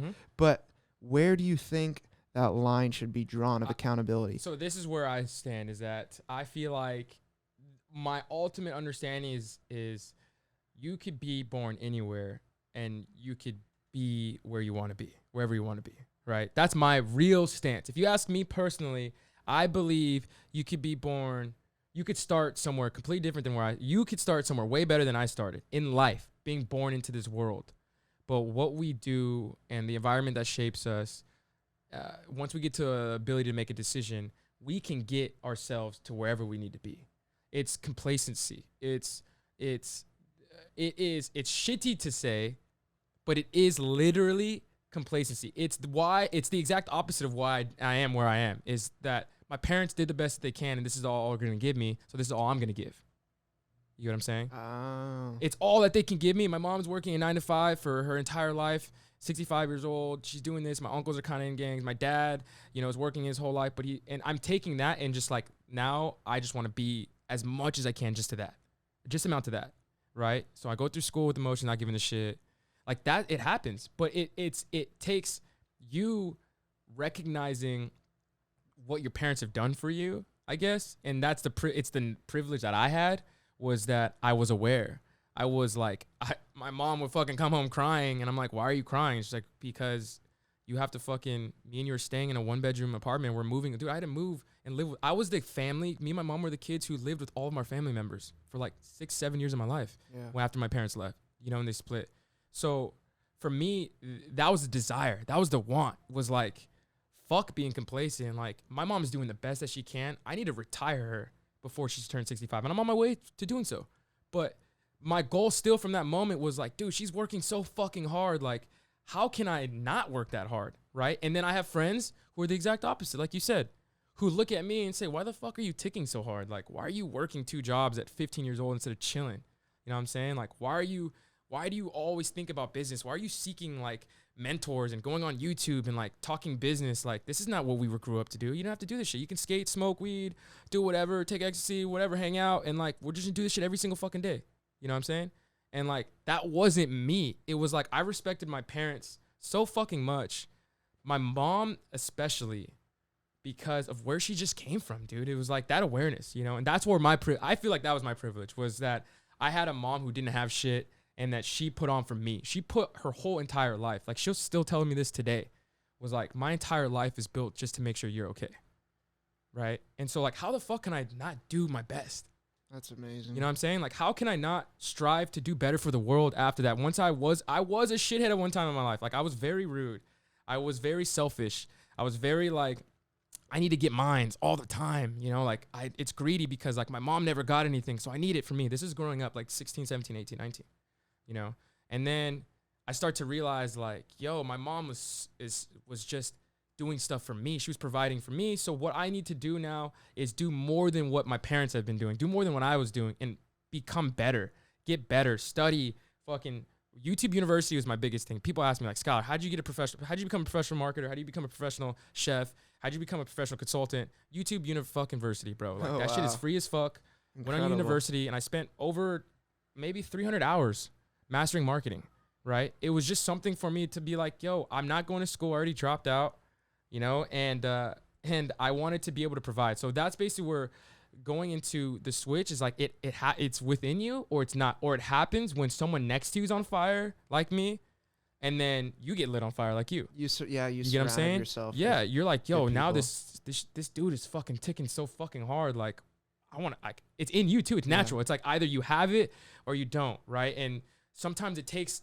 I'm so into anime right now. It's like your chakra. Like sometimes it needs to be awoken. Some people have it naturally. Like I lit that shit on me, right? I lit on fire. But some people have it where it's like simmering, and I walk by you or whatever, and then you're like on fire. It's your own mission, your own life. Yeah. You want to do your own shit, but it clicked, right? And that's what happened. Is like when I found my mentors online, or Tony Robbins when I met him in person, like all these people, Bob Proctor, it clicked for me. I was like, I don't care if I'm black, white, Asian, this, that, the other. I'm going to get mine, and I'm going to support my family. I'm going to retire my mom. I'm going to get it. And if my friends don't support me, then guess what? They can figure it out their own selves, because I'm going to bring up, as soon as the water rises, so do all the boats. I'm going to figure it the fuck out, and I'm going to bring everyone up with me, right? And so I'm still in that process. But I had to lose a lot of people who were in that state, who were like, yo, let's chill. Let's kick it. You know, like, I get that. We could do that when we've got our own houses and like our kids are running around and shit. You know what I mean? Like, but at that point, that's also the complacency why we're always going to be what just our parents were, unless we do more and be thankful for what they did for us, right? So take that and grow from it. Not be complacent, not stand there. And then shout out to all my people who are doing that shit, because there's a lot of my peers and a lot of my friends who are out there fucking getting it, right? And shout out to my friends who haven't figured it the fuck out yet, because maybe this might wake you up, or something will. And I hope it does, because you deserve better. You deserve to provide for your family better, and you deserve the best in general. That's it. You know what I mean? Yeah, that's amazing, dude. Yeah. So you were blessed with these parents that you knew loved you and were working their ass off to provide for you. What would you say to that person in a rural community that's just, they don't have any of that? Maybe it's just violence. Be a fucking great employee. First thing. If you cannot be a great employee for someone, you will not be a great employee for yourself, period. So knock that chip off your shoulder. Dude, knock that chip. I was the greatest. For a couple of years. Yep. Oh, man. I can confidently tell you, in any fucking job that I worked, I was the best employee. Because you gave a shit. I gave a shit. I gave a shit about my boss's business because how at do we the end make of the day, giving a shit cool again? Right? Bro? Exactly. Right? Like cool? make giving a shit cool again. But it's that. It's like caring so much, becoming a great employee, doing nothing negative. Like don't harass your fucking people and care about this business because at the end of the day, you will be able to build your own. Right? And that's my first advice: is that first thing, get a job. Get a job you may hate, and then learn to love it. Right? Because then you've learned so much about yourself. You learn the ego that doesn't matter, right? You learn that you're not always right. You learn that you can learn something new. And all of that makes you a better person and builds you into someone that can handle that shit, right? And that was me. Was like, I had shitty jobs. Like I was bussing tables at Hometown Buffet with the Samoan church that would come on Saturdays. Like, dude, I had to feed a Samoan church every day. Like I had to bring out 30 pounds of cheese and like I was sweating. I smelled like shit. Like literally, but it was a job that made me respect all the Mexican dudes in the back, jamming this shit down, running it. And it just like, I wanted that. I was like, yo, these guys are fucking tight. And like, they'd be called pinche negrito, pinche mayate. And it was just all this joking shit. But it was like, that was the culture I witnessed in, right? And I would have never been able to understand that I could handle that vibe if I didn't just make the decision to go there. You know, and ultimately I wouldn't have restaurants if that energy wasn't something that I was like, oh, this is tight. You know, like I would never get into the restaurant So you industry. learned that you vibed with it because it's experience. So let's transition to Munchie's Diner and all these other sister restaurants that you have because you are living proof. Like we've gone over backstory and how you've pulled yourself up by your bootstraps and kind of coached your own brain into to get yourself to the next step. Yep. And you're living proof of it. Yeah, so I mean, what do we got here? Basically, you know, to start off the story, I am 100% bootstrapped. Shout out to my partner, Leo, who was also bootstrapped at the time. We started a network marketing business. You were involved, obviously.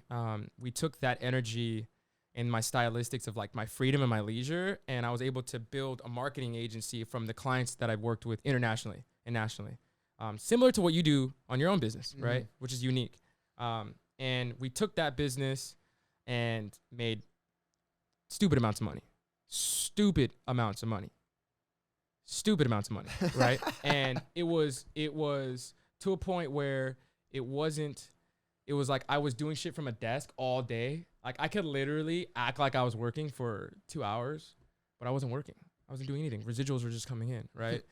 And I would just go do shit. Like I would go to the spa or like go travel or do something. And then it just got to a point where it was like, what the fuck? Like there is no drive. I was not energetic about it. I was like servicing clients, and it got to a point to where like, and what we were doing in marketing, might I add, guys, we were working with hotels in Dubai, hotels in Thailand. We're doing real estate projects. We're working with Foot Locker, Nike. We're doing everything, literally everything. When we're working with international brands like Nike and Foot Locker, you can only imagine, right? But then also it's the deadlines, it's the talking to people, it's the faking hand, like it's just all this like fake shit that goes into working in this industry with models, influencers, people, and all of this stuff. Where like we fell into the food business, and that's what I started ticking again. So after all this was developed and the agency was doing very well, I started like creating the food demographic of our marketing agency. So we started working with a couple seafood restaurants, a couple food trucks, and a couple of like personal chefs. And this was when I started to realize how much food was in me, because I was already selling, I was selling milkshakes. I was selling cereal milkshakes in college to my students. So like they'd come over, I put protein in it, like whey protein. I put like Captain Crunch in it, ice cream, and nice. And I would sell milkshakes to them because it's like a fucking meal replacer for college, right? And that's what started. And then they were like, yo, like, can you train me for like food? So I started making like breakfast.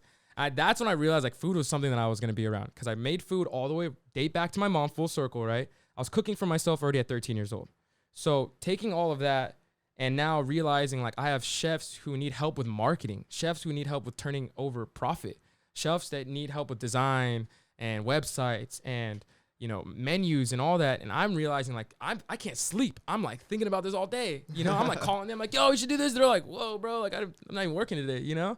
But it's like, that's what made me tick. So my goal was to focus and develop in this side, because now once again, I found intent. I found energy. Yes. I found desire to support other people. And that was when I started to realize it was like, oh, I'm happy because I'm helping other people. Like, I'm not helping this mega ass corporate brand in Dubai do this video where they're going to market to a bunch of people and then have like 100 people buy tickets to Dubai and like go there off of my video. And I sold them on it. It's not about the money. It's not. We've already learned that.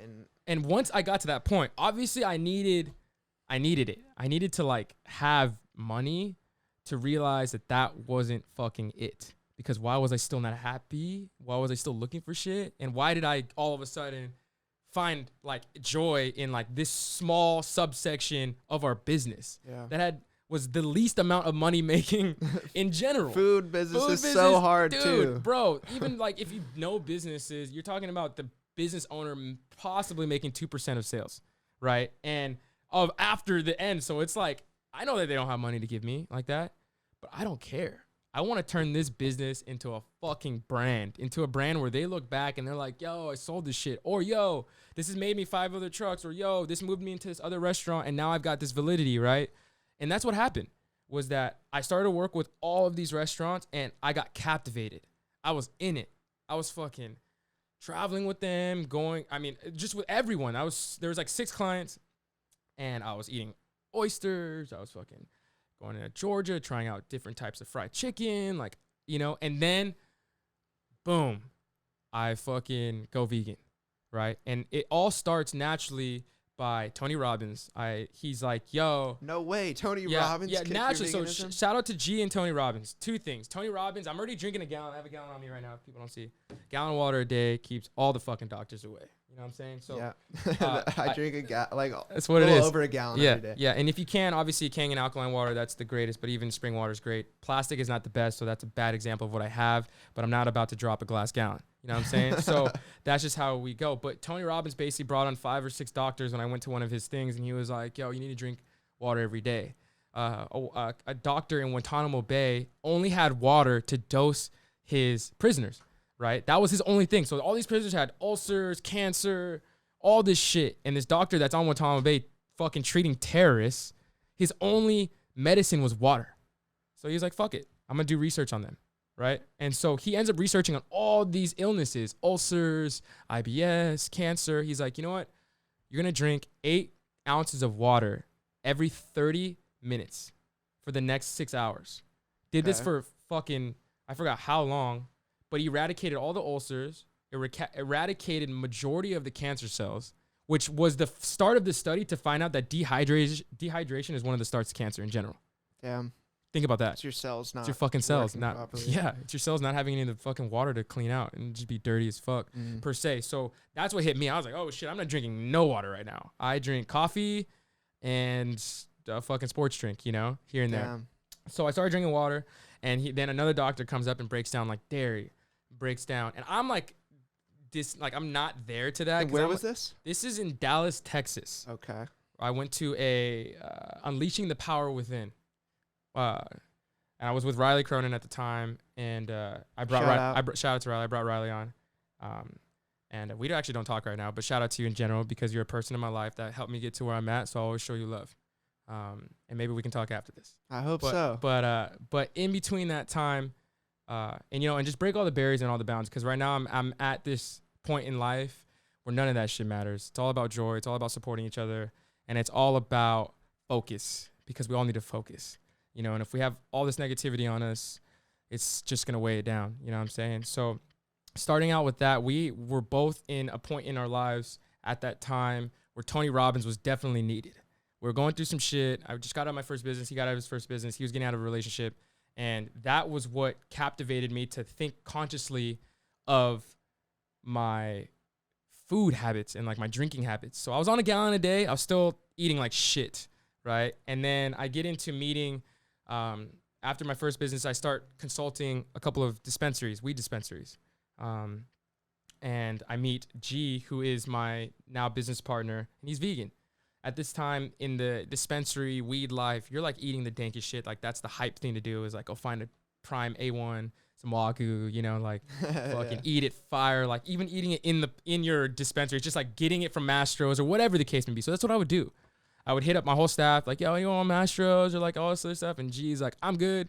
who the fuck's gonna turn down a fucking $200 plate? You know what I'm saying? So I'm like, why aren't you gonna order? Bro, I'm good. I'm vegan. You know? So at that time, I'm like cracking jokes on people. Like veganism is like a joke. Like, what the fuck is this? You know? So I'm like, okay, so I'm just not gonna fuck with you then. I remember telling myself that. And then the next day, he's like, yo, like, try this out. Hands me an egg roll from Loving Hut. Shout out Loving Hut. And I smashed it. I'm like, yo, this is fire as fuck. Like, what is it? It's a vegan dish. It's a vegan dish. He's like, yo, it's a vegan egg roll. And I was like, what do you mean it's vegan? Like, there's an egg roll, bro. You just said it's an egg roll. Look at the shell. It's an egg, you know? And he's like, dude, this is vegan. And that's what starts immediately, like, my ego and my awareness shifts because I was already having huge IBS problems. Something that has, which is a bowel syndrome issue, right? And it's like basically where like certain random things, whether it's fucking irritable bowel syndrome, irritable bowel syndrome, whether it's coffee, it could be fucking onions, it could be fucking strawberry. At the time, when I was imbalanced, I was struggling with it. So I didn't know what was happening. It was just something that I was eating was fucking me up, and I knew it every day. But it was something where you don't want to come to, you know, you don't want to admit like how you're all fucked up. You have a group of people that you work with. You're the leader. You're not trying to like throw your energy off like, oh guys, I'm not feeling well today. You know what I'm saying? But that was like me almost every fucking day. Really? And you were bottling that up? I was bottling it all up. Wow. And somehow he felt it. Like I told him once or twice maybe, like I had these issues. And so he knew, So that's where he was like always down to implement. He was always down to share his food with me. Right? I thought it was unique. I'm like, bro, eat your fucking food because I don't share my food with people like that, you know? But he's like, no, dude, try this out. So he got me a veggie burrito from Taco Mesa one time. And I was like, is this all vegan? He's like, yeah, it's vegan, bro. You get it from Taco Mesa. You know the taco spot that you get your fucking carne asada burritos at? You know? And I'm like, oh, dope. Like, and then I start to feel better. Like, I don't have these issues. But I only had one of his meals a day. I still ate one of my meals, but I'm not feeling as fucked up, right? So I start to do some research, and I start to realize that, like, dairy fucks you up fairly well. Gluten fucks you up fairly well, and some meats do. So one thing I love meat, I love dairy, and I love bread. I'm gonna try to keep bread right now, right? So I gave up dairy and meat, and that was for health purposes at first, and it just changed my fucking life, my energy, my acne. Like it made me addicted. It's almost like when you take something, almost like when you have coffee for the first time, you're like, whoa, what is this? That's how I felt, and it was like I'm never gonna go back, right? Fuck animal welfare. Fuck you green vegans that are saying all this shit. I'm here for my lifestyle, like my energy, my diet, you know, like this is making me feel better. You can go talk to your animals and save all this shit that you want. But then after feeling so much better, you start to really think like, why do you feel better? Like, what is it that makes you feel better in on a micro level, on like a science level, or on a level of then just like thinking like, oh, I just feel great, right? So I start to research like certain ways, some of the meats that I was eating, or some of the ways that these animals were treated to get to where I was at on my table was some of the reasons why I feel the way I feel. Especially with dairy being one of the, I mean, right now, if you can literally look this up, you can, 49 to 50% of Americans today are lactose intolerant. Wow. Think about that. Yeah. And it could be America, it could be in this entire world, which is even crazier. I think it's based on where you come from, you lose the enzyme. Mm-hmm. Just like if your ancestors weren't using that as a nutrient for like however many years it took before for you to build that. So if naturally now, because it's natural. Like if you are not supposed to drink milk, you naturally aren't supposed to drink milk if you're lactose intolerant, right? That's natural. Yeah. So your body, your mechanics naturally are telling you. Approximately 65% of the human population has a reduced ability to digest lactose after infancy. Bingo. Why? That's crazy. Because I kid you not, I'm not trying to sound like that vegan. No, but you lose the enzyme. Yeah, and I get it. Meat is a different topic. I'll talk about this right now. You are not supposed to be consuming dairy, period. You can. Obviously, we're doing it. We're all eating cheese. We're all people that aren't lactose. People aren't. But even so, if 65%, Zach, of the human population. It might be telling you something. Bro, it's more than telling you something. Yeah. Just because you can handle. But cheese pizza, bro. Oh, all that. And I hate that. I'm just letting you guys know. I'm not telling you guys to fucking stop eating fucking dairy. Yeah, I'm just letting you know that once I got down to the real understanding of it, it worked for me. And it started to make sense because if it worked for me, it's probably going to work for 65% of America. People with IBS. So I know so many. So what is people 65% of 100? 65 people. Okay. 65%. Out of 100. It's more than half. Oh, yeah. Right? So it falls into, what, 3/4 almost? Close to 75%, right? So my thing is, if the world is in that, don't you think that we should focus on helping the 65% have an alternative so the entire world can consume this milk or dairy, whatever the case may be? And that's my point, is that, like, you don't have to, one, naturally you shouldn't be, now in today's age, naturally 65% of the world is telling you that you shouldn't most likely drink dairy or take dairy in some effects. And even those who aren't fully lactose intolerant, some of us get the bubble guts, some of you guys experience, most people do. So it's about, I'm blessed with 100%. Yeah, you got the iron stomach. You got the iron stomach, baby. That's what it is. And that's cool, right? But I'm just saying that naturally that the numbers don't lie. In essence of, if 65% of people are prone to chicken pox, you probably shouldn't get around chicken pox. You shouldn't be around it. Like, chicken pox shouldn't be something that you want to be around. But I'm using this as an example of, like, there are now, not 100 years ago, 300 years ago, there's alternatives where we can consciously make the decision to still enjoy what we're looking for. And for me, that's why veganism in the dairy industry, it clicked for me to stop that, is because you've already got soy milks, you got coconut milks, you got all this. And why would I need to harm an animal for that pretense to give me what I already can have now? And I could ingest and I could intake. Even the person who has an issue is still eating it. That's what I'm saying. It's the disconnect, right? But you can now feel better. You can still eat cheeses that don't actually just come from an animal. That's it. And my point is that in the meat industry, Zach, you answered. So was your first call to action dairy originally? My first call to action was dairy and meat. And then it was together. Yeah, it was together. And then I remember was like a month in, and I said, you know what? I'm going to test myself, right? So I was still plant-based. I wasn't vegan. So I was eating plant-based. Veganism is a lifestyle. It's being able to be compassionate and have compassion towards all sentient beings. Sentient beings is anything that can live, breathe, feel, and poop. I totally respect that's what that ideology. Is. And that's not what it wanting is. to do harm, that's not wanting to kill. That's it. I get it. Yep. And so for me, equal rights. You say equal rights, right? Yeah. We fight for equal rights, human rights, equal rights. Mm-hmm. The same black person as this yellow or white person, or whatever the case, Asian or whatever, they all should have equal rights. They're all human, right? So you tell me this. Do you have any pets? No, not currently. Not currently, right? Have you had pets? I've grown up with them, yes. You've grown up with them, yes. correct. Dog, cat, yep. Fish, whatever the fuck, right? Dog. All the above. All the above. Great. So could you, and I hate having this conversation, but this is the truth. Yeah. Could you walk your dog? Could you take from the start a live animal, your dog, and do what it needs to do to get it to the plate, to cook it, to eat it yourself? Depends on how hungry I was. Okay. So, for instance, and what nutrition was available around me. Okay, so I'm not using that. I'm just using this naturally because this is natural. It's not nutrition that's available. This is your home. This is what you do on a daily basis. There's no weird environment that's making you do this. No. You get what I'm saying? No, I'm saying that if you're a meat eater, right? We eat meat. Yeah. I mean, people eat meat. Are you able to take said animal yourself, who's alive, physically look at it, kill it, skin it, take out what do you need to do to take out of it, and then take it to your home to cook it and then eat it? An animal in general or my pet? See, that's where I'm trying to use you. It's equal rights.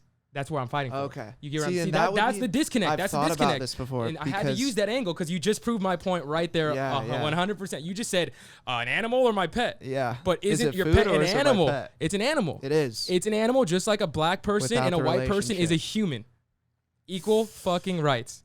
I'm just saying that. See, and I guess this is where there's a philosophical debate on this, whether I believe humans are animals, but I believe humans are a superior animal. Understood. Great. And I think just not intellectually. So if you're like superior, all I see when I look at organisms in nature, I see a hierarchy of energy transfers. You have a blade of grass that's consumed by, let's say like a small hamster or whatever. And then that hamster's eaten by, there's food change, there's transfers of energy. Humans are just the master predator on planet Earth right now. And who's superior and who have the decision to harm or to help. True. Period. And I think there's a better way of doing it. Like, this brings up factory farming, and Thank you. All of that. And that's why I was using it, is that you have to understand, Zach, I am a person who lived in Wyoming. I hunted my own elk, right? Sadly to say, I've hunted myself.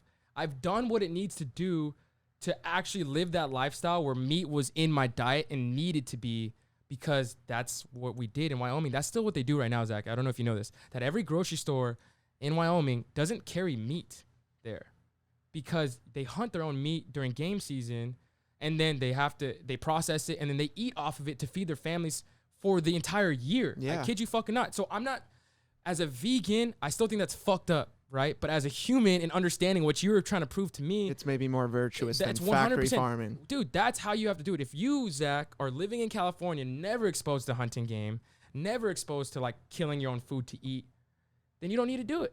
That's why I was asking you, is like, yo, are you able to do that? Yeah, you could say, yo, I can go out and stab a fucking cow and skin him and do all this stuff. I've been hunting before, never for a large animal, but that's a whole nother story. I'm trying to produce a documentary on going out and taking down my first elk and just connecting to the meat sources. And for me, that's where it gets gray area for me, because I have been down that line in essence of I can fight my own vegan stances, and my lifestyle is saying, fuck all of that. But understanding and being more aware than just my stance as like a gatekeeper vegan is understanding that. And that's why I went to Wyoming, Zach. I wanted to understand. I wanted to know that it is different. It is different. When did you take down this elk? When I was in Vima. I had a huge Vima team in Oh, Wyoming. no way. Kid you fucking not. Y'all went game, hunting? all that. Yeah, it was fucking epic, right? But remember, that lifestyle is different than here. And that's why I was able to understand that and perceive that as like, you know, these guys are about it, yo. They're fucking, I ask you that question about your dog, they'll be like, yeah, I'll get a fucking new one tomorrow, right? So that understanding, that is, I can't get mad at that. Yeah. Because you are fluidly okay with there is no disconnect. You are connected to what you're doing. Yeah. You are disconnected naturally because you have a pet and then you've got a cow. Do you know what I'm saying? And that's what I'm trying to prove to people. But what about someone riding their horse in Wyoming? That's like they're using that as a tool, let's say, to kill more of a game animal. But if you were starved and let's say you had a broken leg and you're laying next to your horse who broke its leg too, and eventually you would eat that horse, even though it's your pet, and that's like there's a spiritual connection there usually with the man or woman and its horse. But how many circumstances will we ever be in that? Like how many times Not will a we lot, all be in that? But even I've seen I have family friends that are ranchers out in the IE and whatnot, and they have pets. They have dogs on site that are their pets, and then they raise cattle and whatnot. Yeah. And their relationship is completely different. Mm-hmm. Like you don't name the cattle. Some do though, which is super weird. Some do. Yeah. But I don't think it's totally unnatural to have a better connection to like a cat or a dog. I'm using that as the reason being is you were not raised on a farm. You know what I'm saying? And neither was I. So we can't say that because we didn't have a connection like that. We can't say what? We can't say that like we have the experience of knowing that this is my dog and that this cow isn't my pet, because you didn't have like a calf grow up to be like your pet or like your cow that you killed. You haven't witnessed that, because there's something psychological about it where like that's what clicks. And that's what I'm saying. The disconnect is the connection, is that like, so we're not connected to that animal being slaughtered. Therefore, thank you. That's it. Okay. That's why you've got factory farming, factory meat slaughterhouses hidden where they need to be hidden, and they're not on TV. Think about how many butchers are around right now. There's hardly any butchers anymore. Yeah. Right? They are desensitizing more and more and more to make it easier enough for you just to look at this plate and eat it. That's it. And that's where I'm at, is like, once I made the connection, I couldn't go back, and that's just me. I don't like put it on people, but I like to explain. I like to have that topic. It's like, yeah, absolutely. You know, I sit back and I have a fucking 13-year-old pit bull who I love, Ziggy. I've got a 13. Ziggy's the man, right? He's cool. Fucking love him to death. Like, fuck, man. He's only got a couple more years left, and I think about it, makes me tremble, makes me tear up. Yeah. But then it's like, how can I not think like me, not you?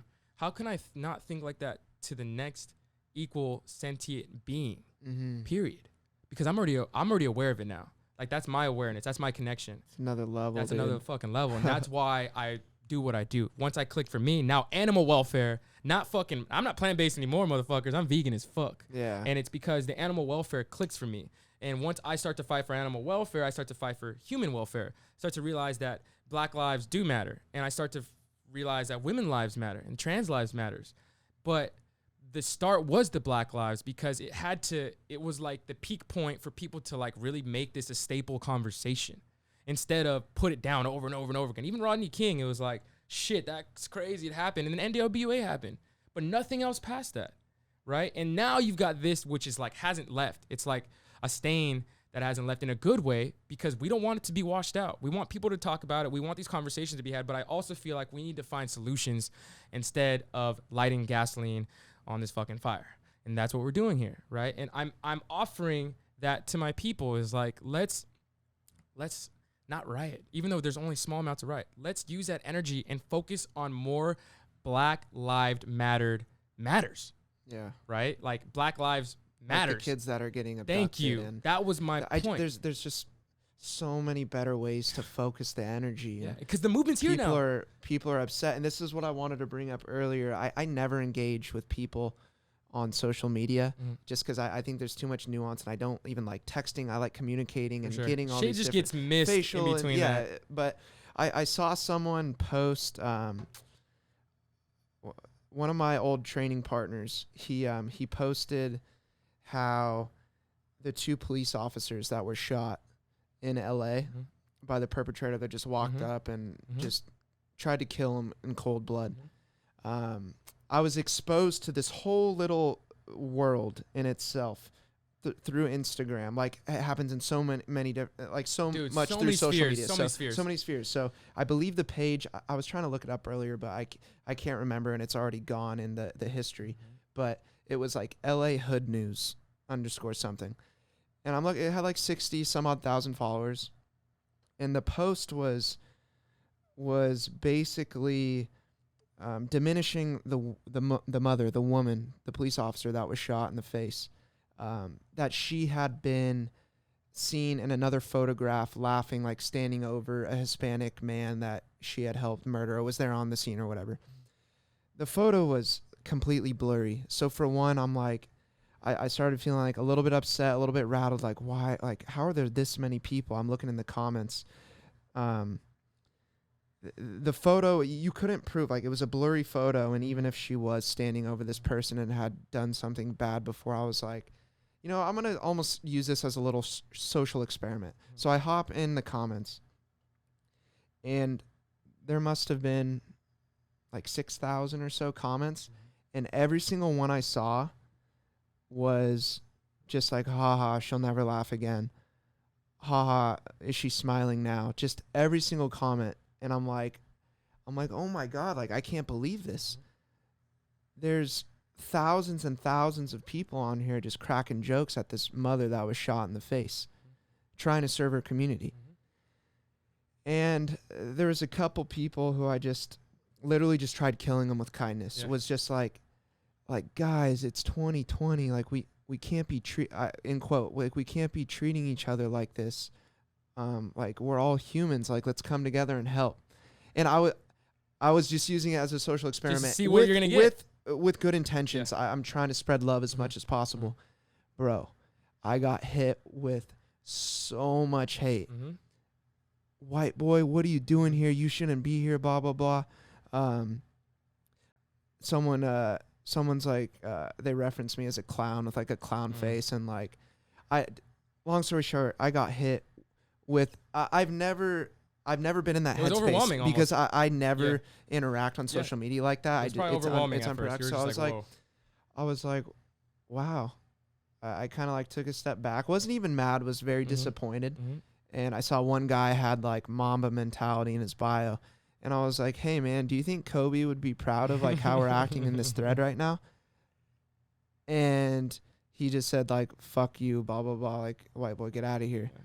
And I'm like, damn, dude, this sucks. Like, I'm trying to just be positive. Yeah. And not only that, like acknowledging like, hey, man, I'm here. Like, shout out the podcast. I'm trying to form solutions. Like, help me build my perspective. But I was met with anger, no intellect in any of the responses, just angry. And that's what we're getting nowadays. And that's what I want to combat. Yeah, I want to help any of those people, like, cause there's a reason why they're talking like that. Mm-hmm. Like, I blame them, but I don't. I'm like, Mm-hmm. what? My brain could never formulate those kind of responses. It's just not who I am. It's not how I think. Like, I couldn't imagine being in those shoes.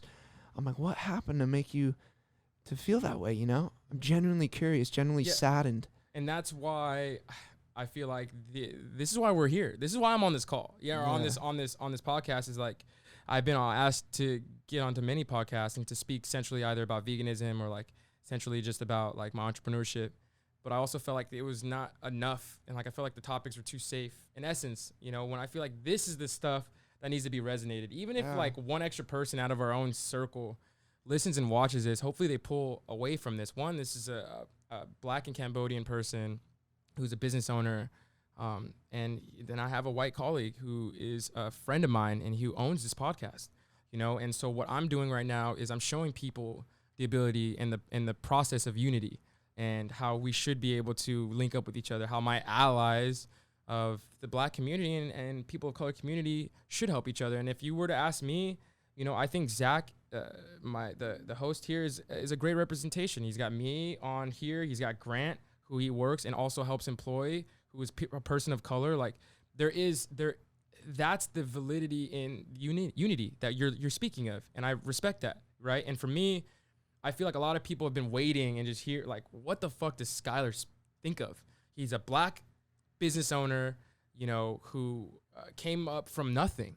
Right. So what does he believe in? What does he stand in? And I stand in my independency. I stand in what I believe in. You can't sway me to the left. You can't sway me to the right. You never will, because that's not me. I believe that everyone deserves rights. I believe that all gays, all lesbians, all trans, anyone who's questionable, anyone who's in between, they, she, him, her, non-binary, binary, deserve every single fucking right that they want and need. They deserve to love who they want to love. They deserve to get what they want to get. And this falls into color. You guys deserve, my Black community, you deserve it all. You deserve success. And this is what we're fighting for. And this is why I feel like Black Lives Matter needs to gear that towards that. It needs to focus on real solutions, right? It needs to focus on supporting the community that we're saying that we're supporting. We're saying that matters, right? Black Lives Matter. So let's support the small businesses that are there. Let's not maybe harm them. You know, let's find ways to gather unions and find ways to do, you know, concepts where we are supporting, whether it's pop-up, swap meets, anything of the sort. That's where I feel like we should go, is when you put money in the pockets of people of color, allow them wealth to help combat gentrification and build businesses in their city. That's my goal. So if you ask me right now what I do naturally, my goal right now, Zach, is I am combating gentrification. I am combating, as someone who lived in Santa Ana my entire life and in Orange, but I was born and raised in Santa Ana. I was Santanero. Naturally, my dad came over here to Santa Ana. My mom, they met in Santa Ana. Santa Ana has never had enough love. Everyone wants to talk about Orange. Everyone wants to talk about Huntington Beach or Costa Mesa or whatever, because Santa Ana is heavily Mexican, heavily Latino and Latina oriented, and a little bit of Black. So what we're going to do now is we're going to make people want to come here in a good way and have it owned by us. And that's what I respect the community of downtown Santa Ana, is that all the landlords, majority of them are white, but instead of putting in white business owners and like white businessmen, they have done really good. Shout out to Ryan, one of the landlords. He has done really well with keeping the culture, putting people who lived in this city on, keeping their businesses thriving, right? And that's the unity I'm talking about, my allyship. Ryan is a white dude, one of the nicest people I've worked with, and has a lot of trust in me and my developments, and has a lot of trust in the Santa Ana community, right? And so my thing is, all this shit we talk, all my friends talk about it. Fuck gentrification. You see Santa Ana, you see Orange, you're putting all this white business, all this, that, the other. Great. Have you done something to combat that? Past talking shit.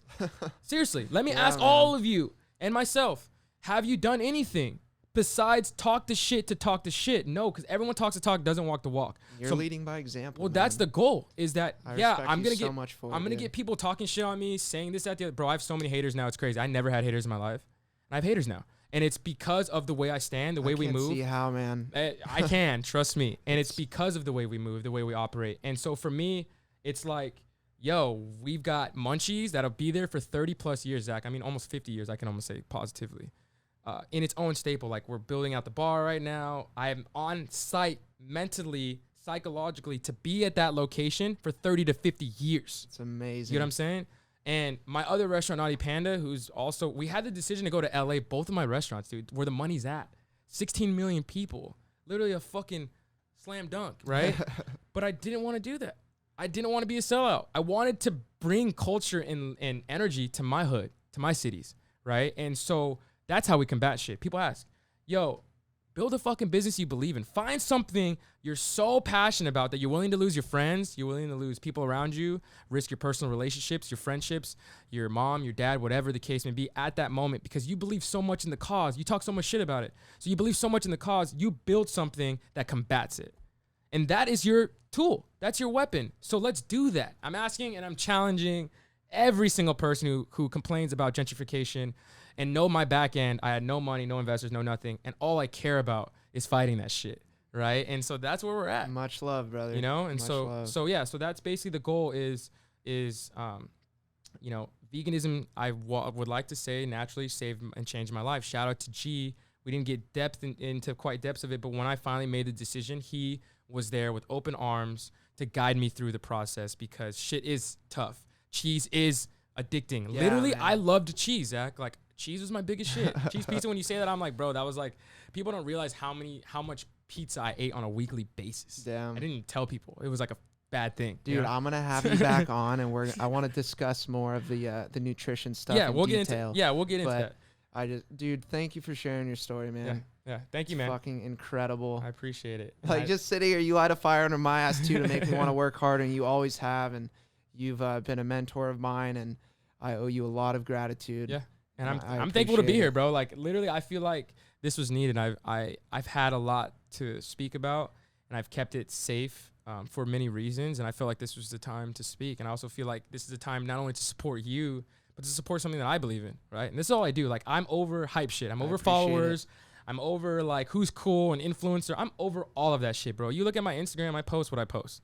Like, I post my business shit, like building a business, so you guys actually know that I do real shit. Because, some people think restaurants are, like, after you make it, it's good. It's like, it's bruh, difficult, it's man. fucking difficult. Running restaurants is the hardest thing I've ever done in my life, but it's the most rewarding thing ever. So people need to understand that, that this is awesome. Mind Meetings is awesome, and that I am on here for that reason. I have been asked to go onto multiple platforms, and the influencers, the money, the hype, the notoriety, none of that matters. It's about intent.